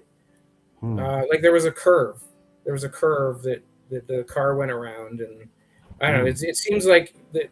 Yeah, it seems ridiculous to suggest that it was risky for them to jump out. I can't do the investigation. Is my point. Yeah. And I can provide information, but nobody wants my information. I wrote a letter to CSIS saying, hey, I demand that you acknowledge that there is a group that exists. And in the process of my investigation and trying to figure out like what the heck all this organized harassment was against me and where that's coming from, I was being subjected to specific psyops, and then that were designed for me to believe that it was spies, like the Five Eyes, basically members of the Five Eyes that were committing these atrocities against me. And then they tried to give me a gun. Yeah. And I'm willing to bet that this is exactly how a number of the mass shootings that happened in North America absolutely facilitated by carrying out operations that were carried out on me that I can testify to, that I can give all my information about. But the director of CSIS says he doesn't want it apparently, or I mean that's how I take it when he won't respond to my complaint. And the original attempt at complaining, they just said, oh, we don't know anything about this, just blanket denial. Won't debrief me, won't get any of the information. And then I escalated it to the accountability agency, NSIRA, which is a National Security Intelligence Review, National Security Intelligence Review Agency. And they threatened me. And by threaten, I mean, they said that if I continue. If I continue, that's where it ended. Unbelievable. It doesn't surprise me. Let's see. Oh, you came back for just a teeny little bit of a second. Yeah. Yeah, you cut out.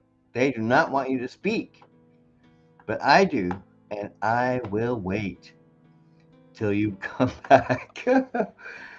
Oh, unbelievable. And he hired a lawyer, gave the lawyer the evidence after the fact, and then the lawyer poisoned, the whole thing. So it is unbelievable that they have gone to such lengths and included so many agencies. I think he's coming back. I think he's coming back. The first female school shooter, was fined for 25 years. 1 year of becoming trans, she became a shooter. So 1 year of having to buy her own drinks, and she became a school shooter. And there's another agenda, and it's a very dark agenda. Uh, but you just look down. Whatever you see down there, that's your gender. That's what it is. It's either outie or an innie, and you have a choice, one or the other. If you don't identify with that particular part, then that is a denying yourself of the creator's choice for you, because the creator chose, and created and participated in that creation along with our mother and fathers. Notice it takes a male and a female to create, to co-create. Both are needed. And one translation that I found the most beautiful, that was mistranslated by the Vatican, the printing press people, was the word that described Eve as a helper, that she was Adam's helper. Yet further down, that same word is used to describe the creator. And the beautiful thing about it, see, the creator's not a helper. He's like a facilitator, and like if you look at Buddhism, it describes material forms of the creator, and one is water. And water is life-giving. What a coincidence. So um, the word isn't helper. The word is strong where they are weak. The woman was created to be strong where the man is weak, and the creator is strong where we are weak. And that really bothers me, that the church has mistranslated so many words that really changed the whole feeling and direction and message that belongs there. And really, to me, that's a crime against humanity to alter these things, because these aren't holy books. These are artifacts. These are documented information, uh, you know, meant to be passed through the ages, documentations. The Hebrew tablets, were carved in stone, and all that effort was not meant to spread lies, but to inform, to let people know what was going on in that particular moment. And because it was so important and profound, it was put into stone and carved into stone. People don't lie when they carve into stone, they lie when they have a printing press. But these are one of the things that I love about my faith, is I didn't accept blind faith because of my gut feeling told me something's wrong here. The first word of the Bible is not in the beginning. In the beginning is Techila in Hebrew. There's a word for in the beginning.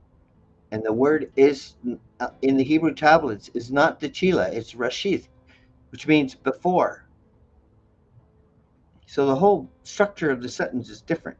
Before Elohim fashioned the firmament. That's the sentence. It doesn't say in the beginning God created the heavens and the earth. So I learned right away that it was mistranslated from the first word. So I knew I had a lot of work to do. And my work was to find the creator. And that has been my quest since I've been 16. And it never changed, it never stopped. And, I realized long ago when I found out the first line of the Bible was wrong, and very, very wrong, because Gadriel was is only named in Enoch, and that book was removed from the Bible because it's where he's named, Gadriel. And in short form, it's GAD, which is God. It's pronounced God. And Elohim means deity kind. It's like mankind. It includes males, females, and their offspring. It's like mankind. It's deity kind. So they were higher beings. They lived long lives, 400,000 years. And Gadriel put his name there as God. That way, when you say it, you're talking to him, you're referring to him instead of Elohim. Elohim is not God. Elohim is not, uh, uh, they're not the creator. They are, we could say visitors. They are the Sumerian tablet gods. They are the, and they had different levels. They had high level gods, lower levels, and they had like an authority, different levels of authority. Having gone through the Sumerian tablets and retranslating the Bible, they actually fit now. But in the Sumerian tablets, the one that made us in their image was a female. And in the Hebrew tablets, it's a female, Ruach, known as the goddess of heaven, the goddess of wisdom. And the church, multiple churches, call her uh, uh, uh, the wind or the spirit of God. They don't allow her name or the fact that she was a female into the Bible. And that was a huge discovery for me to find this goddess and to finally have the Sumerian tablets and the Bible work together and be compatible. But it had to be done through the translation. And it's very heartbreaking because most of mankind have been lied to, because it was in different religions that the same lie was carried on. Okay. And I went, as you can see, I have the gift of gab, and I could Okay, talk. we're back. I could talk for hours and hours and hours. I went Trying to into a keep me biblical silenced. rant, but my biblical rant is just so profound and so important for mankind. I keep repeating it because it's so it's so important that one thing that should never be lied about is these ancient, tablets, and what you have to say is also so important. And most of my guests bring that same level of importance to just have us being informed, just like your expenses, government expenses. That is so valuable and important so we can see the numbers that we're not seeing, openly. Transparency will really be a way to free mankind, I think. Transparency Yeah, and yeah, we need to. participating, Yeah, we need to know what the people with power are doing with that power. yeah, yep. Absolutely. And having Yeah, a and say, I we can mean, have free referendum, just like you have a free dating site. We can also have yeah, free referendums.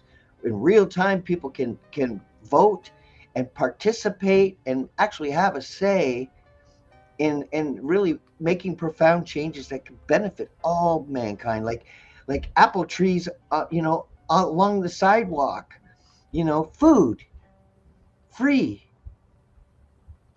apple trees, orange, plum trees, pear trees. We don't have to have poverty, we don't have to have hunger, and we don't have to accept it in the future that's coming because we have it in our head means we can manifest it.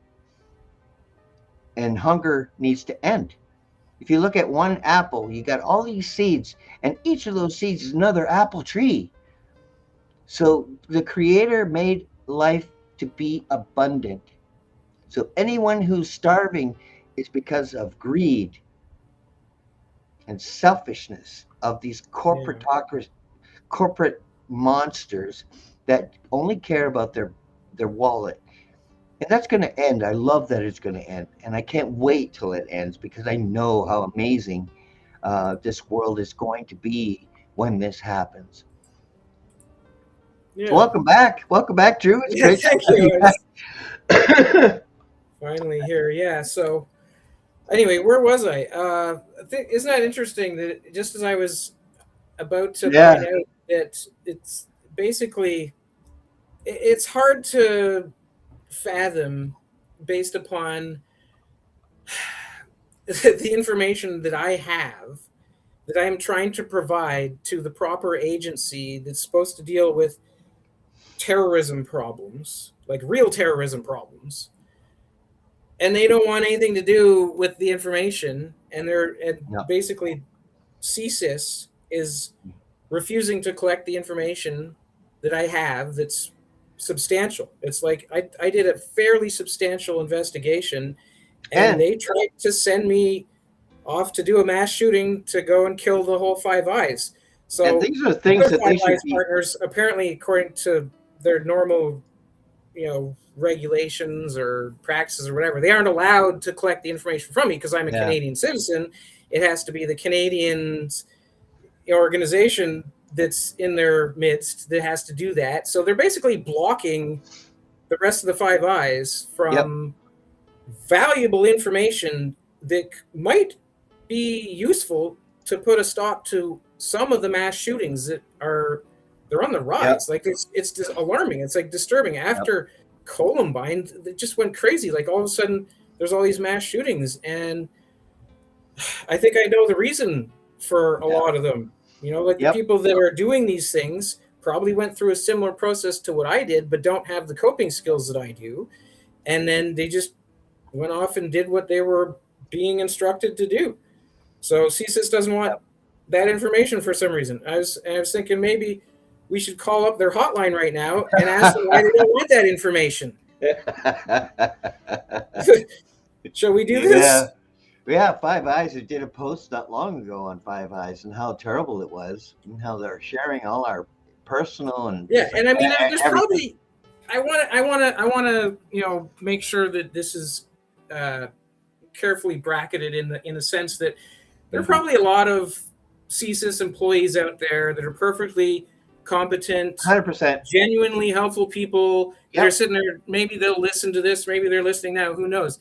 And they're probably saying, "What? That's ridiculous. That can't be. I'm not like that. There's no way that this organization's like that." Well, Yeah. And they won't find look out at the until. director, okay? Like it's the Yep. director that I directed my complaint to, Exactly. and that's the way Once. that organizations are captured is by Yep. going to the top Yep. and carrying out probably a substantially Yep. similar operation to what I endured Hmm. against this guy to intimidate him, control him, manipulate him. Yep. There's the United Nations list of harassment techniques is probably there's subject the leaders of organizations to that until they crack, Hmm. and then in a lot of cases there's probably like dirty little secret skeletons in the closets and stuff like that, and they can use that as a kind Oh, of like yeah. a mechanism of control. Obviously, in my case, Yep. I'm devoted to like doing government accountability projects. There's not really much you could find for a skeleton. Be like, Yep. oh, we'll tell people about this. It's like, okay, Yep. go ahead. The Like AI data what is centers. Yeah, and the AI data centers will help them do that to find dirt on anyone. And yes, some of these good people within the agencies only find out when they report, and then they're either shut down or say, "Okay, we'll be Yeah, able right. to. You can go away now, and we bring it upwards, and you know what I Yeah, mean." But the yeah, and I whistleblowers mean really there can. was there was that weird thing that happened with Cameron Ortiz. He was the top head of the RCMP's intelligence group that had liaisons with the Five Eyes. He's is he still in jail or he's on appeal now? I think I'm not he's sure. temporarily out of jail. I think, or no, maybe no. I think he stayed in jail for the appeal because he didn't want his parents to have a burden or something. But anyway, so he was charged and convicted of corruption, basically, essentially. So I don't know exactly what happened there, but that could be a substantially similar thing to what is happening in a bunch of places, and it's alarming. It's disturbing, and the people that actually want to do the right thing and want the public safety department to be genuinely working for the interests of public safety need to band together and do something about this, because I'm not a part of that. I just happen to be a person with massive evidence that they don't want. Like, why would you not want that? So anyway, so should we call them up? Do you want me to call them, or will you? They got a hotline. Yeah, you do it. Okay, I got it on my phone here. Let's see. Yeah, let me just, I'm going to remove myself, but I'm still here. So you're going to be full screen so everyone can see your beautiful eyes and see what happens here. All right, so I don't know what their number is. Do you have the ability to look up what the hotline number is? It's probably like on their website. Just the hotline for CSIS. Okay, let's see. They're the ones that are supposed to care about terrorism. Yes, unless it has to do with them. CSIS hotline. Here we go. 613. Okay, 613. Let me just type it in. Oh, wait a minute. That's intelligence on espionage and foreign interference. Hold on a second. Let me make sure I get the right one. Public safety, protect yourself, foreign interference. As if they did anything about that within our government. They told is it us. 993-9620? 613-993. Yeah. Okay. Yeah. So hopefully you can hear this on speakerphone, but we'll just see. I don't expect they'll say very much, but we'll try. I'll turn my music off so there'll be no. Hello, and thank you for contacting the Canadian Security Intelligence Service. Bonjour, et merci d'avoir appelé le service canadien du renseignement de sécurité. Can you hear that all right? For English, press 1. Pour le français, appuyez sur le 2. Yep, sounds good. CSIS is not a law enforcement agency. To report an immediate threat to national security, please call 911 or the RCMP. To report a non-immediate threat to national security, please submit a report available on our website. For questions about general employment, recruitment requirements, or other recruitment inquiries, please visit our frequently asked questions page available on our website. For access to information requests, please complete an online form available on our website. For security clearance inquiries, contact your departmental security officer or Public Services and Procurement Canada, PWGSC, at 1-866-368-4646. If you suspect to be a victim of fraud, please contact the Canadian Anti-Fraud Centre at 1-888-495-8501. For administrative inquiries, press 1. For media inquiries, press 2. To report a non-immediate threat to national security or for all other inquiries, press 3. For recruitment-related inquiries, please visit our website at csiscareer.ca. Please note that only the candidates selected for further consideration will be contacted.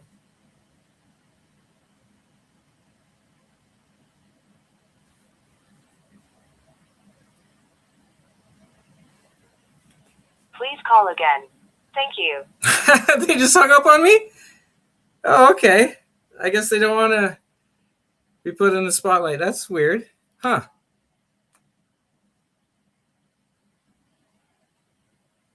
Are you still there, Paul?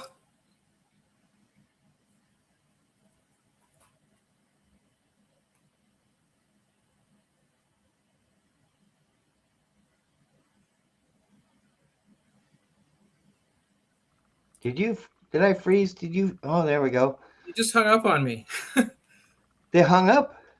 Yeah, their automated system just hung up on me. It's like it knew or something. Yeah, that could be it. I don't think Maybe I'll try the 1-800 number. I think there's a 1-800 number here. perhaps they're underfunded. It's hard to know because they have what some might call a black budget, I guess. 1-800-267-7685. 7685. Yeah, that's what the AI is telling me. Okay, let's see here. Protect yourself against foreign interference. 1-800-267-7685.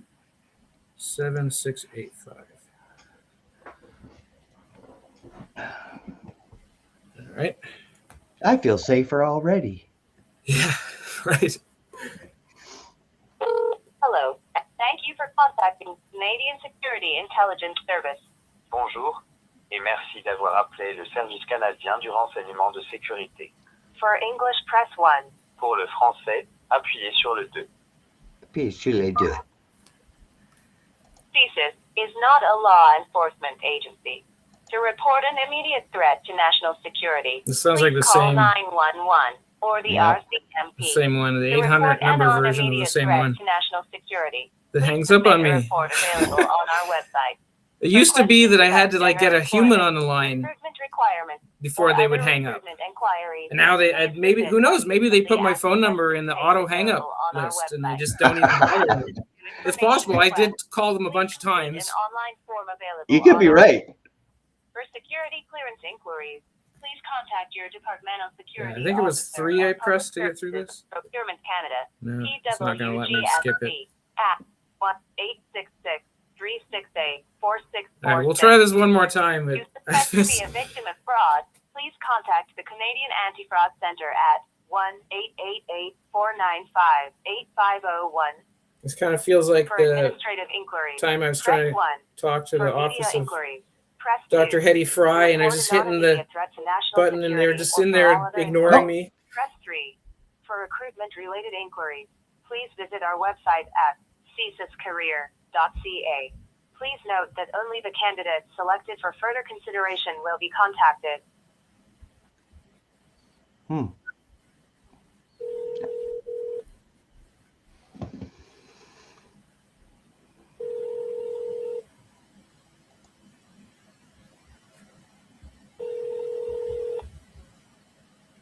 It's ringing.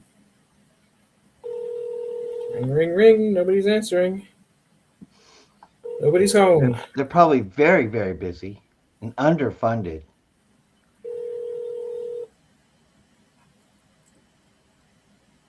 Ring, ring, ring. Oh, hello. Is this the tip line for CSIS? Yes, it is. Okay, yeah. My name is Drew McPherson, and I was wanting to know, for the purposes of this podcast with Paul Everton on the Truth Table, why exactly it is that CSIS doesn't want my information about terrorism offenses that were committed and that almost resulted in a mass shooting carried out against the Five Eyes. Why does the director not want that information?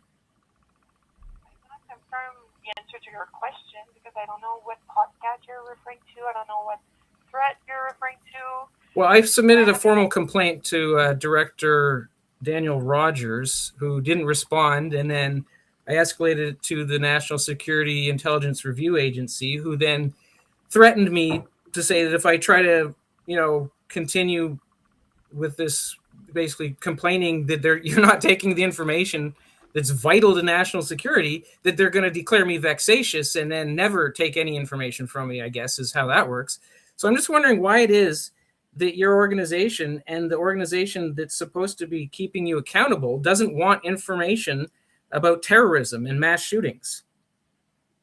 Well, I can assure you that we want this kind of information. I would think so. I would hope that most of the people that work there want that information to be. Can you let me speak? Pardon me? Can you let me speak? Sorry. Yeah. Thank you. So I'm sorry that you've experienced like this situation. It sounds like it was difficult or insulting a little bit. But if you still want to share this kind of information with us, I'm happy to take. I do absolutely want to share the information. It's not something I can do in a few minutes over the phone.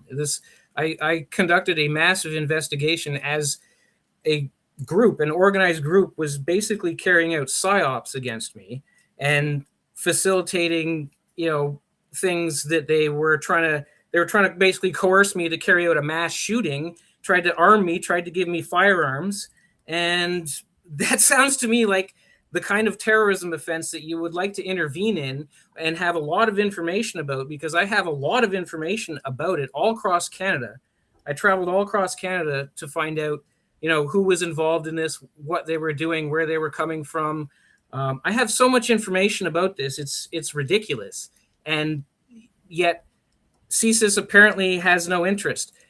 I don't know if that's because originally I actually was believing the story of this group. They're essentially impersonating CSIS officers. Okay, so let's focus on the information you want to provide. Okay. Well, I would like to be fully and properly debriefed over like a several week long period. Okay, so over the phone, if it's too much information, what I can do is that I can take like the big points, the key points of your report. Okay, why don't you take my name, share, okay? my contact information, my phone number, and everything, and then like basically the summary. I'll have to end the call if you don't take these things. Okay? Sorry. Thank you. So I'll just ask you a few questions. Okay. I'll add that to a report and share that with more relevant people. They will decide if they are interested or not in this information, and they will decide if they want to contact you for more information. But I cannot guarantee anything or any ways of contact if they don't need more information from you. Okay. Okay? That works for you? Yep, sounds good. Okay. Great. So what is your name? My name is Drew McPherson, DREW. What's your last name? Last name McPherson. Okay. And your phone number? Phone number 604 657 2386. From where are you calling? Vancouver, British Columbia.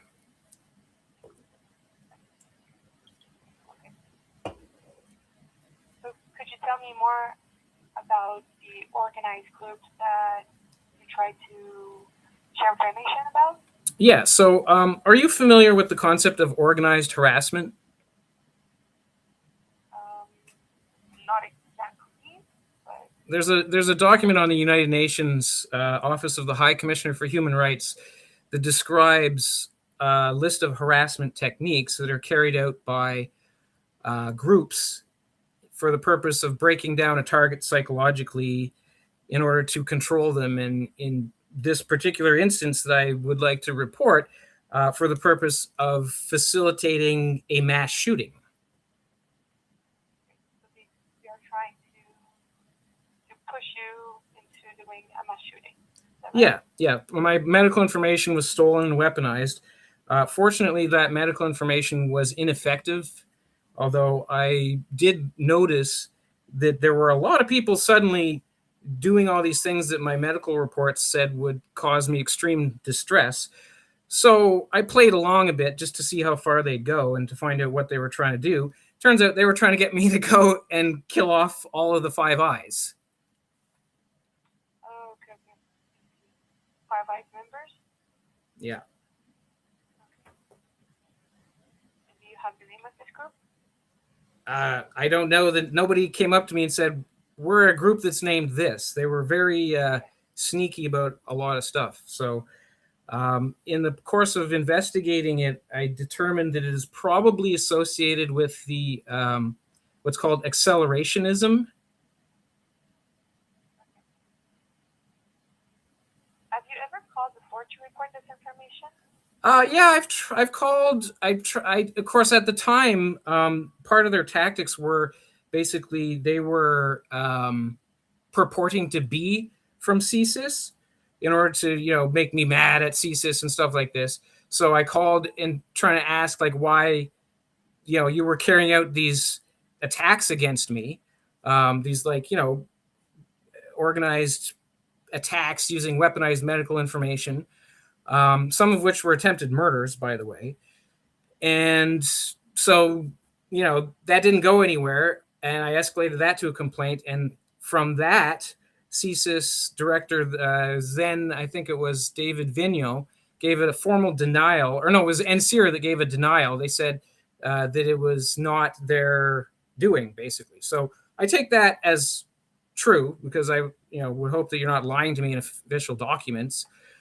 And so from there, I started investigating other possibilities, and it turns out, okay, this is definitely an organized group, and they span almost certainly much further than the borders of Canada.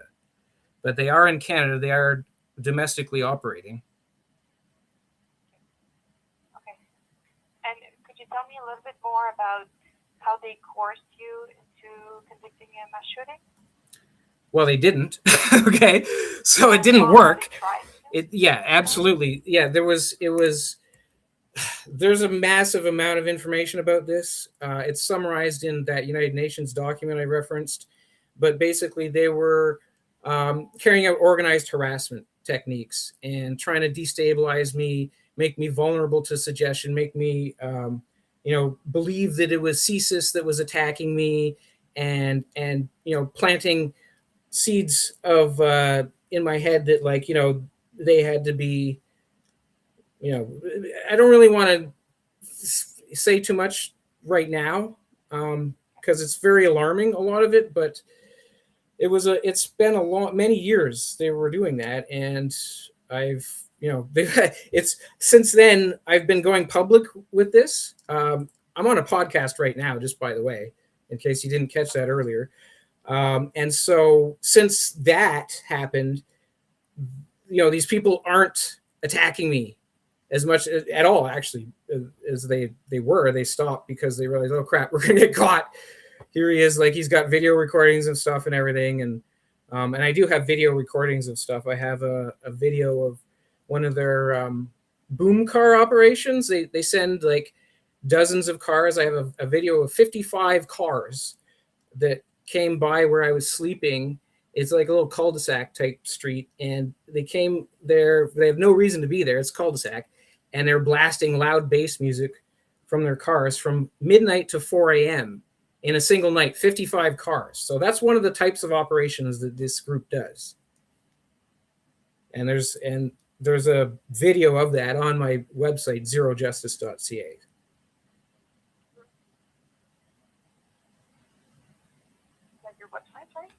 zerojustice.ca. Okay. Zero spelled with the letters, or? Yeah, ZERO. And you mentioned the podcast. Am I recorded for your podcast right now? Yes, you are. So that's part of why I don't want to start going into a lot of details. Okay. And can I have the name of your podcast? It's The Truth Table. It's Paul Everton is the host. And this is season 3, episode 13. And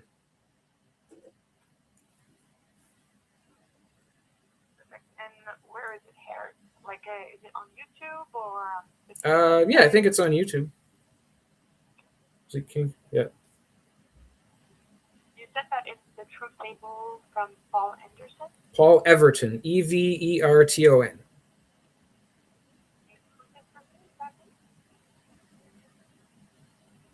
Did you find it?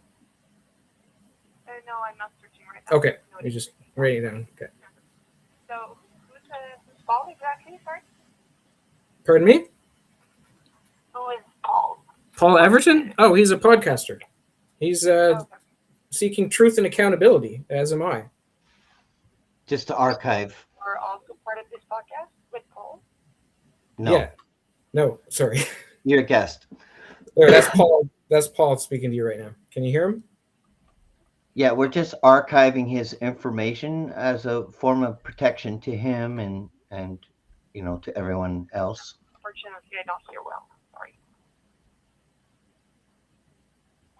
Can you hear me? Sorry? Yep, I can hear you. Yeah, so I didn't hear what Paul said, unfortunately. Oh, he said they're archiving my information. Okay. Okay. So, okay, you're sharing kind of really sensitive information with, well, information that has the potential to be sensitive. Yeah, absolutely. Public. Yeah, and I would prefer to do that through proper channels. But I've been threatened with being declared vexatious, so that's kind of disturbing to me. I just want to go back on, like, do you think that this organized harassment from those people has only happened to you, or there are definitely a lot more people. There are a lot more people affected by this than me, that's for sure. But probably few of them are as articulate about it as I am, and probably few of them are as capable of understanding it and relaying it accurately as I am. Okay, and have you ever gotten close to be coerced by them? Like, have they ever, like, got close from their goal to use you into, like, conducting violence, or... Have they gotten a which? Sorry? I didn't hear the word you said. Have they ever gotten which? Close to their goal of using you into... Me? No, dude, I'm Canada's accountability advocate. I created a government expenses project that Maclean's magazine said is one of the most important contributions to the political process. Okay, so I investigate corruption like this, for instance, and report on it and try to make the world better. No, so I don't do mass shootings. Let's be clear about that. Yeah, let's be clear about that. Yeah, let's be absolutely crystal clear. There is absolutely zero question about that. Okay. Okay, so do you have any names, specific other... I have a lot of specific names. Yeah, absolutely, a lot.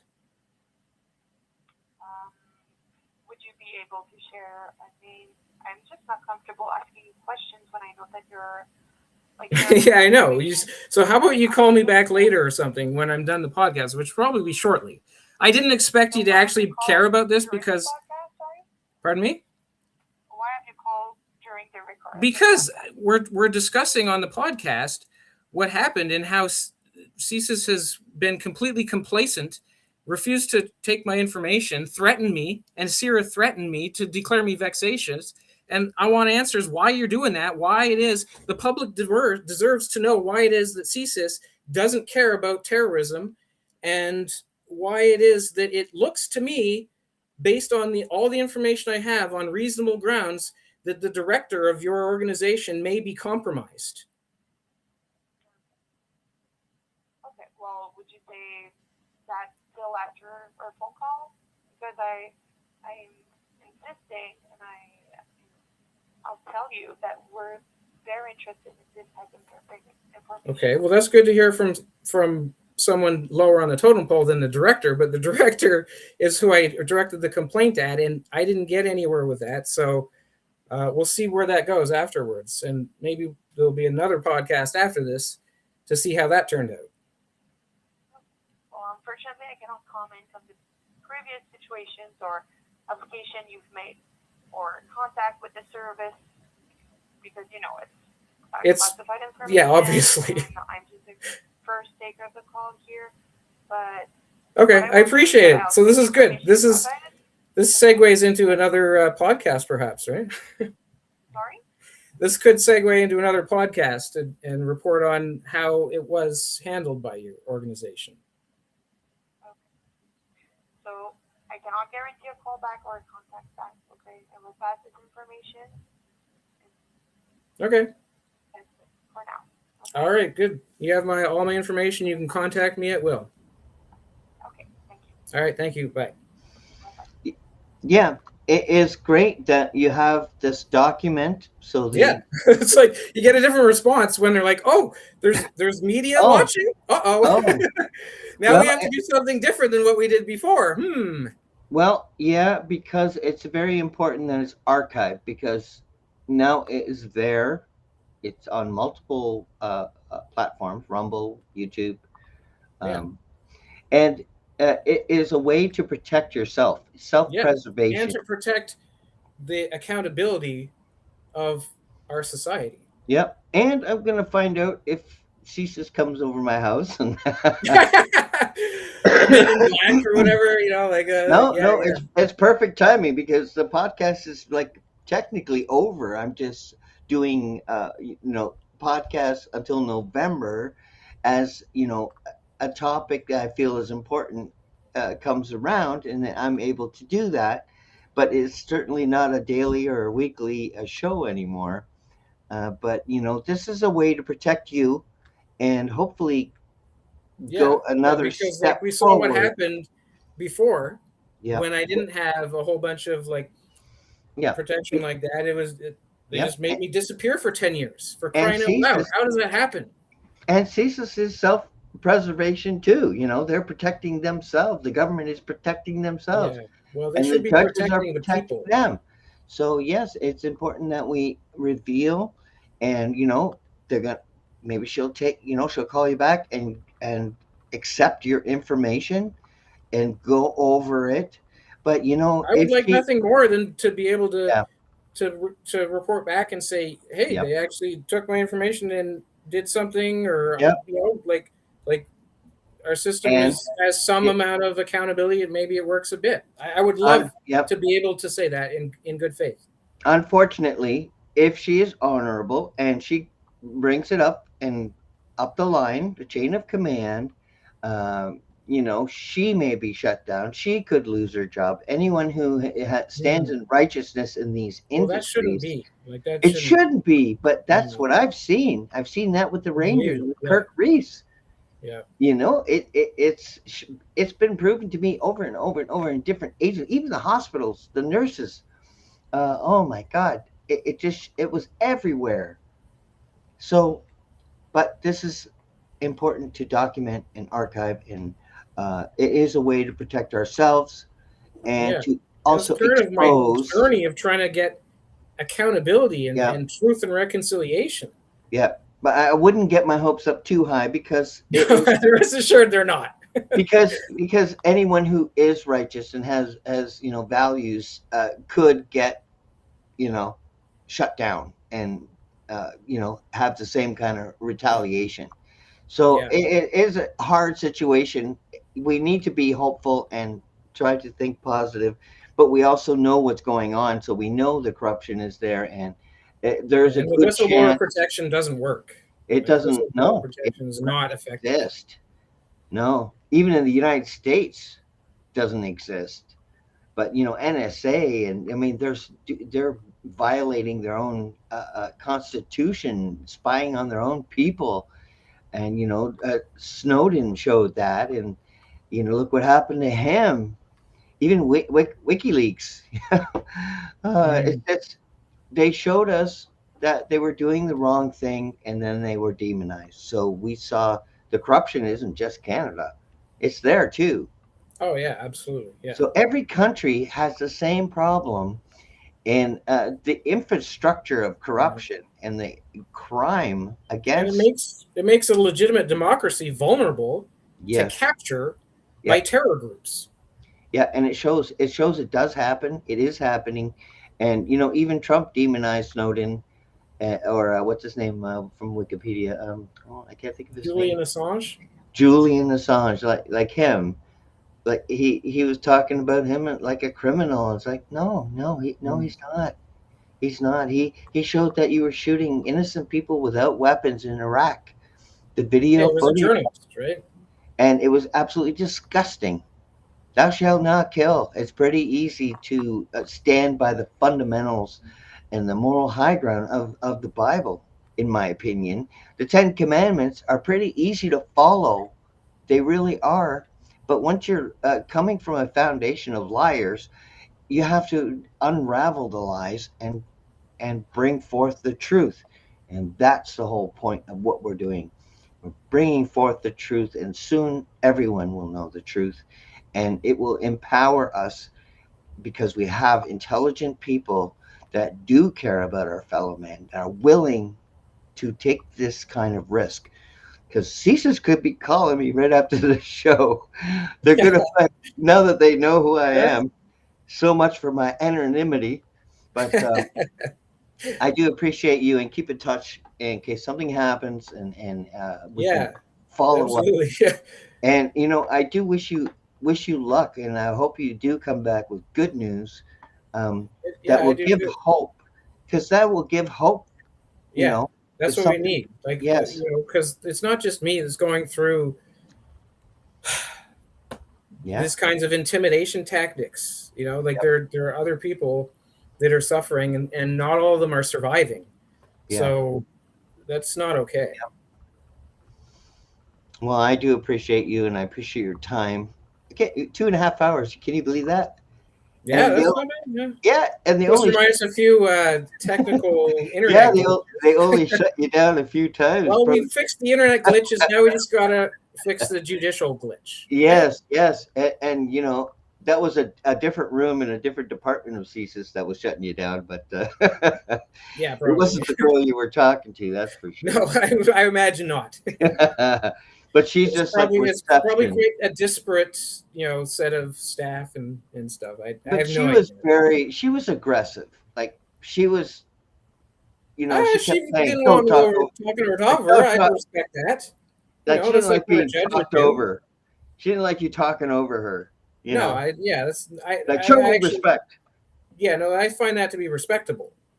Yes, but she was talking over. I mean, I do have ADHD, so that's it's part of my disability. But I can compensate for it. But all agencies, even the police, need to be able to handle responsibly someone with different mental illnesses, and not just pull out their gun and empty their clips on someone that they think is a danger, without being able to assess the situation. I don't even think they should have bullets. I think they should have stuff that will make someone unconscious, put them to sleep, just stop the situation. If someone has a knife, like a dart thing, that will just make them fall asleep. That's non-harmful. Well, that technology does exist, and it's not tasers. And tasers are cruel too. I mean, what the hell is wrong with you? They've used tasers to actually kill people before. It's so punitive and so unhuman. It really is. And the police, some of them really enjoy it. Like there was a guy in Toronto with a knife. There was nobody on the bus, but he had a knife and he was a little bit nutty. But instead of assigning one shooter to shoot his hand or shoot his leg, all of the police emptied their clips into this guy. To me, that should never happen. All these police should be charged with murder, thrown in jail. They didn't save anybody. They murdered someone. And they all just relished and just emptied their freaking gun into this person. That has to end. That is not policing. We need peace officers. If there's a threat, make them unconscious without harm. There's no reason to harm ever. And, this is where we're heading. We're heading to a humane, natural, common law future. And I look forward to being a part of that with you, brother. And I'm trying to build for that in the future. And that's actually part of, let me just mention my app again, Companionation. Help you meet people that are, ideally like-minded. It's got a crowdsourced algorithm that people vouch for each other, that they're human, because online dating scams are probably the biggest source. And AI is a really bad tool for evil and all that. And you don't know if people are real humans, if they're even in your city, what catfishes and all that. So there's an algorithm there, and it's open source, so anyone can add to it. Right? But Facebook, you want to feature in Companionation? Well, add it in there. Facebook is full. Facebook is full of AI. There's a lot of fake people. Even bots. OnlyFans. There's AI that have OnlyFans.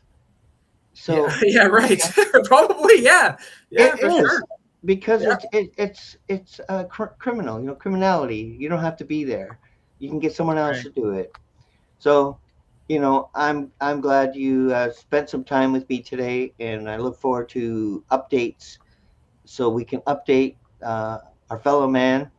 And I wish you a great day, and thank Yeah. you all. Well, let me just mention my other group. It's Diversiphoria. It's on Facebook. It's a group that's designed to, celebrate diversity and combat the hate.